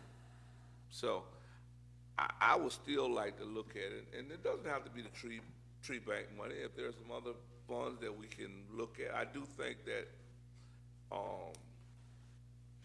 it would be appropriate that we bear that burden instead of the homeowner. Well, I just want to say something about the tree bank money. I can assure you that although the amount of money there is a lot, I have spent a lot of money putting trees. I have been putting trees everywhere. The city has been putting trees everywhere.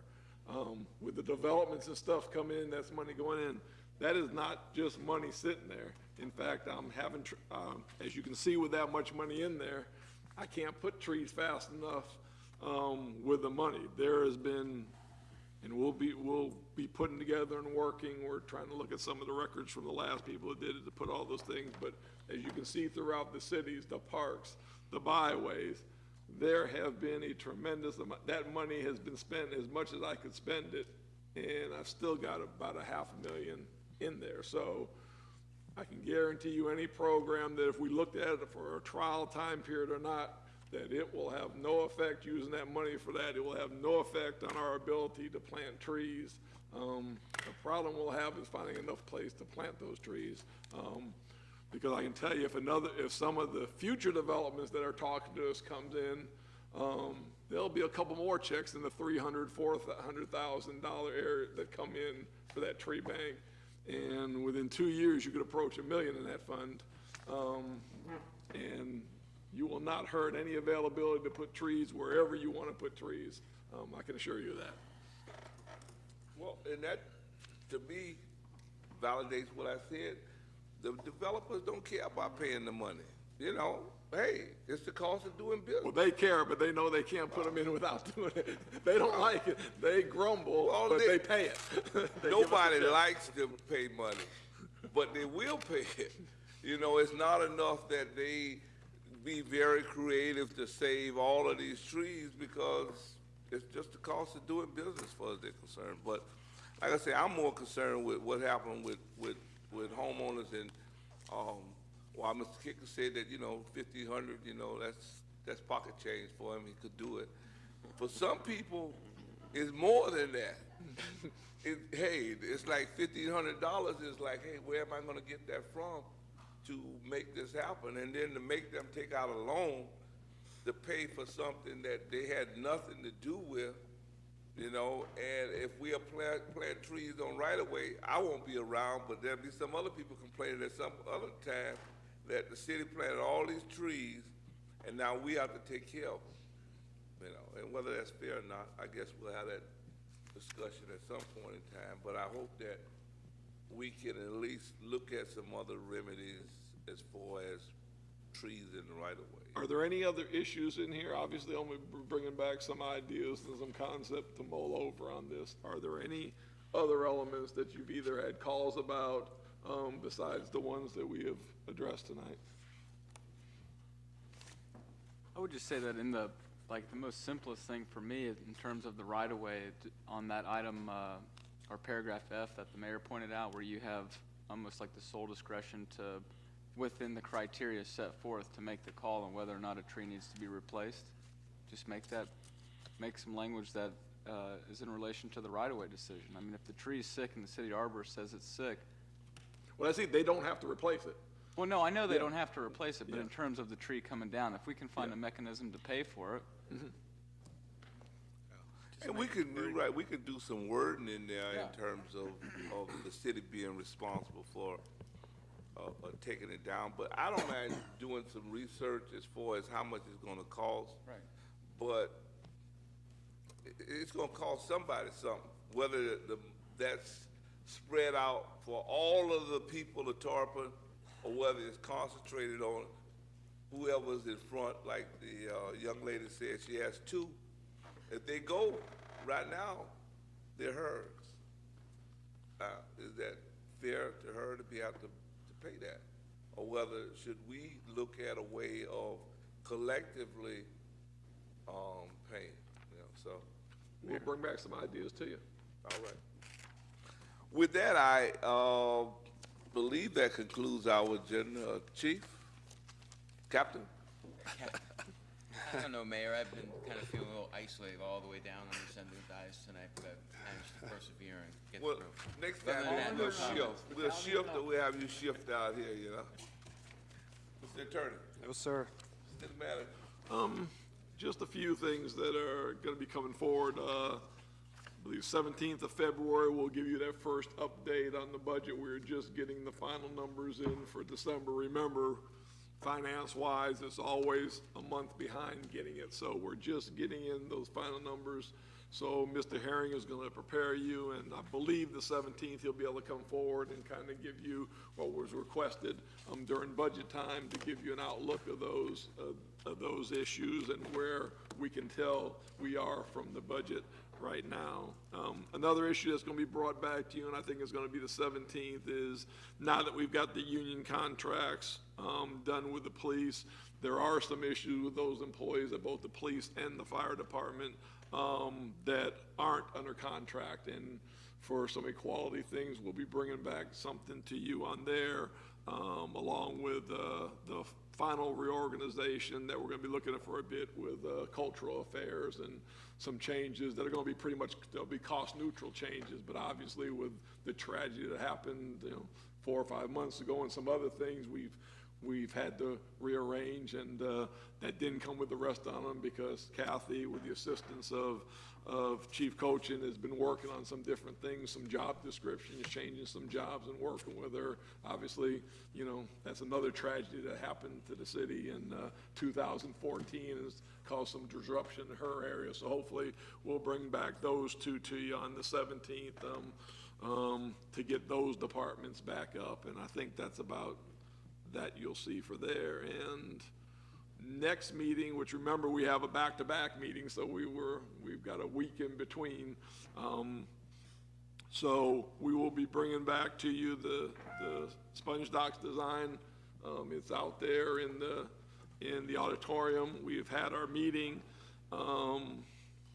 We didn't believe it'd be too controversial because a lot of it is fixing sidewalks, fixing streets, which is also a beautification effort with some of those things, ADA issues, crosswalks, that sort of thing. So we had a very good meeting down at the docks. There's very little issues. We did tell them we'd give them some time to post it, and that's why you didn't see it tonight, because we wanted time again to post it at City Hall, the availability for them to ask questions. So that's why the extra week to do that, to give them enough time. But as of right now, I don't see any controversy with that second phase. We're still finishing up the first page. If anybody asks you about, you know, the light bases, we've still got a design coming. Those bases aren't going to be open. There's something they're designing for those.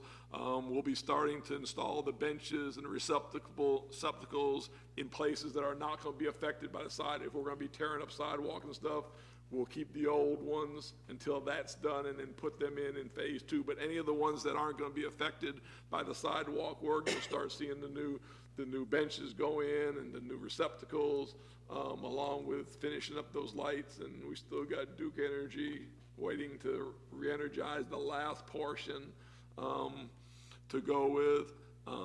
So it's pretty receptive, and I don't look like, with a week to go, it doesn't look like there'll be a lot of controversy with that. Everybody's on board and happy, and we'll begin that phase two and finish up the docks project. We're scheduling it so between May 4th, hopefully, and July 4th, we can get most of the work done. That goes between times of the festivals. It goes, you know, after Easter when it dies down. So that's something to look forward to on the next meeting, just as an update of some of the items that are coming up in the next couple meetings. Madam Clerk? No comment. Commissioner Brown? No comment. Vice Mayor? No comments. Commissioner Tarpon? No? Well, I just say this is that, you know, I was gonna talk about the possibility of painting the light poles on Martin Luther King, but, you know, I keep seeing more of those orange things out there. And I'm hoping, you know, that those get replaced. I mean, now it's about 7, 8 on one side. I didn't even count on the other side, you know. Let me tell you where we're going with that. You remind, we just had a meeting again this afternoon. We had some different ideas. We had an idea to replace some of those, but while we were waiting to replace them, we lost 5 more. What we want to do is, we're working right now to smooth out the places where you've seen cones, to redistribute some lights to give kind of an even perspective. And what we want to do is come back to you with a completely new lighting plan. It's just, we have piecemealed and tried to deal with that wiring and tried to deal with those poles too long, that we are trying. We have got, I think, about 8 poles to try to space them in between. We want to clear out those areas where the cones are, and then we want to come back to you maybe beginning of March with an entire plan to do a lighting project and replace all those, obviously with the look, and as you see those lights in the docks, we've just been trying to keep those alive too long, and that's a major corridor into the city. And instead of replacing the ones down and keeping the same problems, we have the old lights. We kind of made the decision we wanted to come to you and do a complete change and lighting project on there. So our plans are to fill some of those gaps and do that, and the work hopefully will be done in the next 2 weeks to kind of make it look uniform for now and stuff, but then to come with you with a full new lighting plan for that corridor, because it's lasted a lifetime, and it's time we get, you know, to looking at the docks and how good that looks with the new lights, that corridor coming into town in MLK. I think we need to do the same thing with that, so that will be coming forward hopefully in March. But the work on now to try to get symmetrically something set up on there where you don't have all these cones in open places, that work they were scheduling this afternoon and trying to get done within the next 2 or 3 weeks. Well, if they could do something when they're doing that, so it doesn't look like the city lost their mind when they put those up. Yeah. You know, so you got 1, 2, 3, 4, nothing. 1, 2, Yes. nothing. You know, so That's why I mean if with they're symmetry. thinking about how they're going to do it, then that would be a. We're going to attempt to make it look even along there for now, and then come back with that new lighting project. And then would you have whoever's in charge of fixtures at the recreational park? I know the lady came and talked about basketball. You know, I like to go out to Dorset Park with someone to show, you know, with the tennis court's been done, but now there's basketball goal that's kind of like this, you know. That's one thing that I still like. I might not can play, but I like basketball. And the goal is like this, you know, and then there are benches out there that's been out there for I don't know how long that the benches broke, you know, these type of things. I just think they need to be replaced. There's from the Little League to softball, others, there's so many people that come out there and utilize that. I think we've got those scheduled for replacement, but I'll check and make sure and get it. Yeah, if somebody, and we got a new bank of lights out there on the basketball court. This side works, this side doesn't. It comes on a timer. This side comes on, this side doesn't. You know, and you know, my eyesight is a little bad already, and I need all the light I can get. You know, so, but I don't mind going out there and meeting with somebody to talk about it. So, with that, we'll adjourn this meeting, and I believe that's 8 minutes after 10. Good enough for me, Mayor. You got that right. You got that right.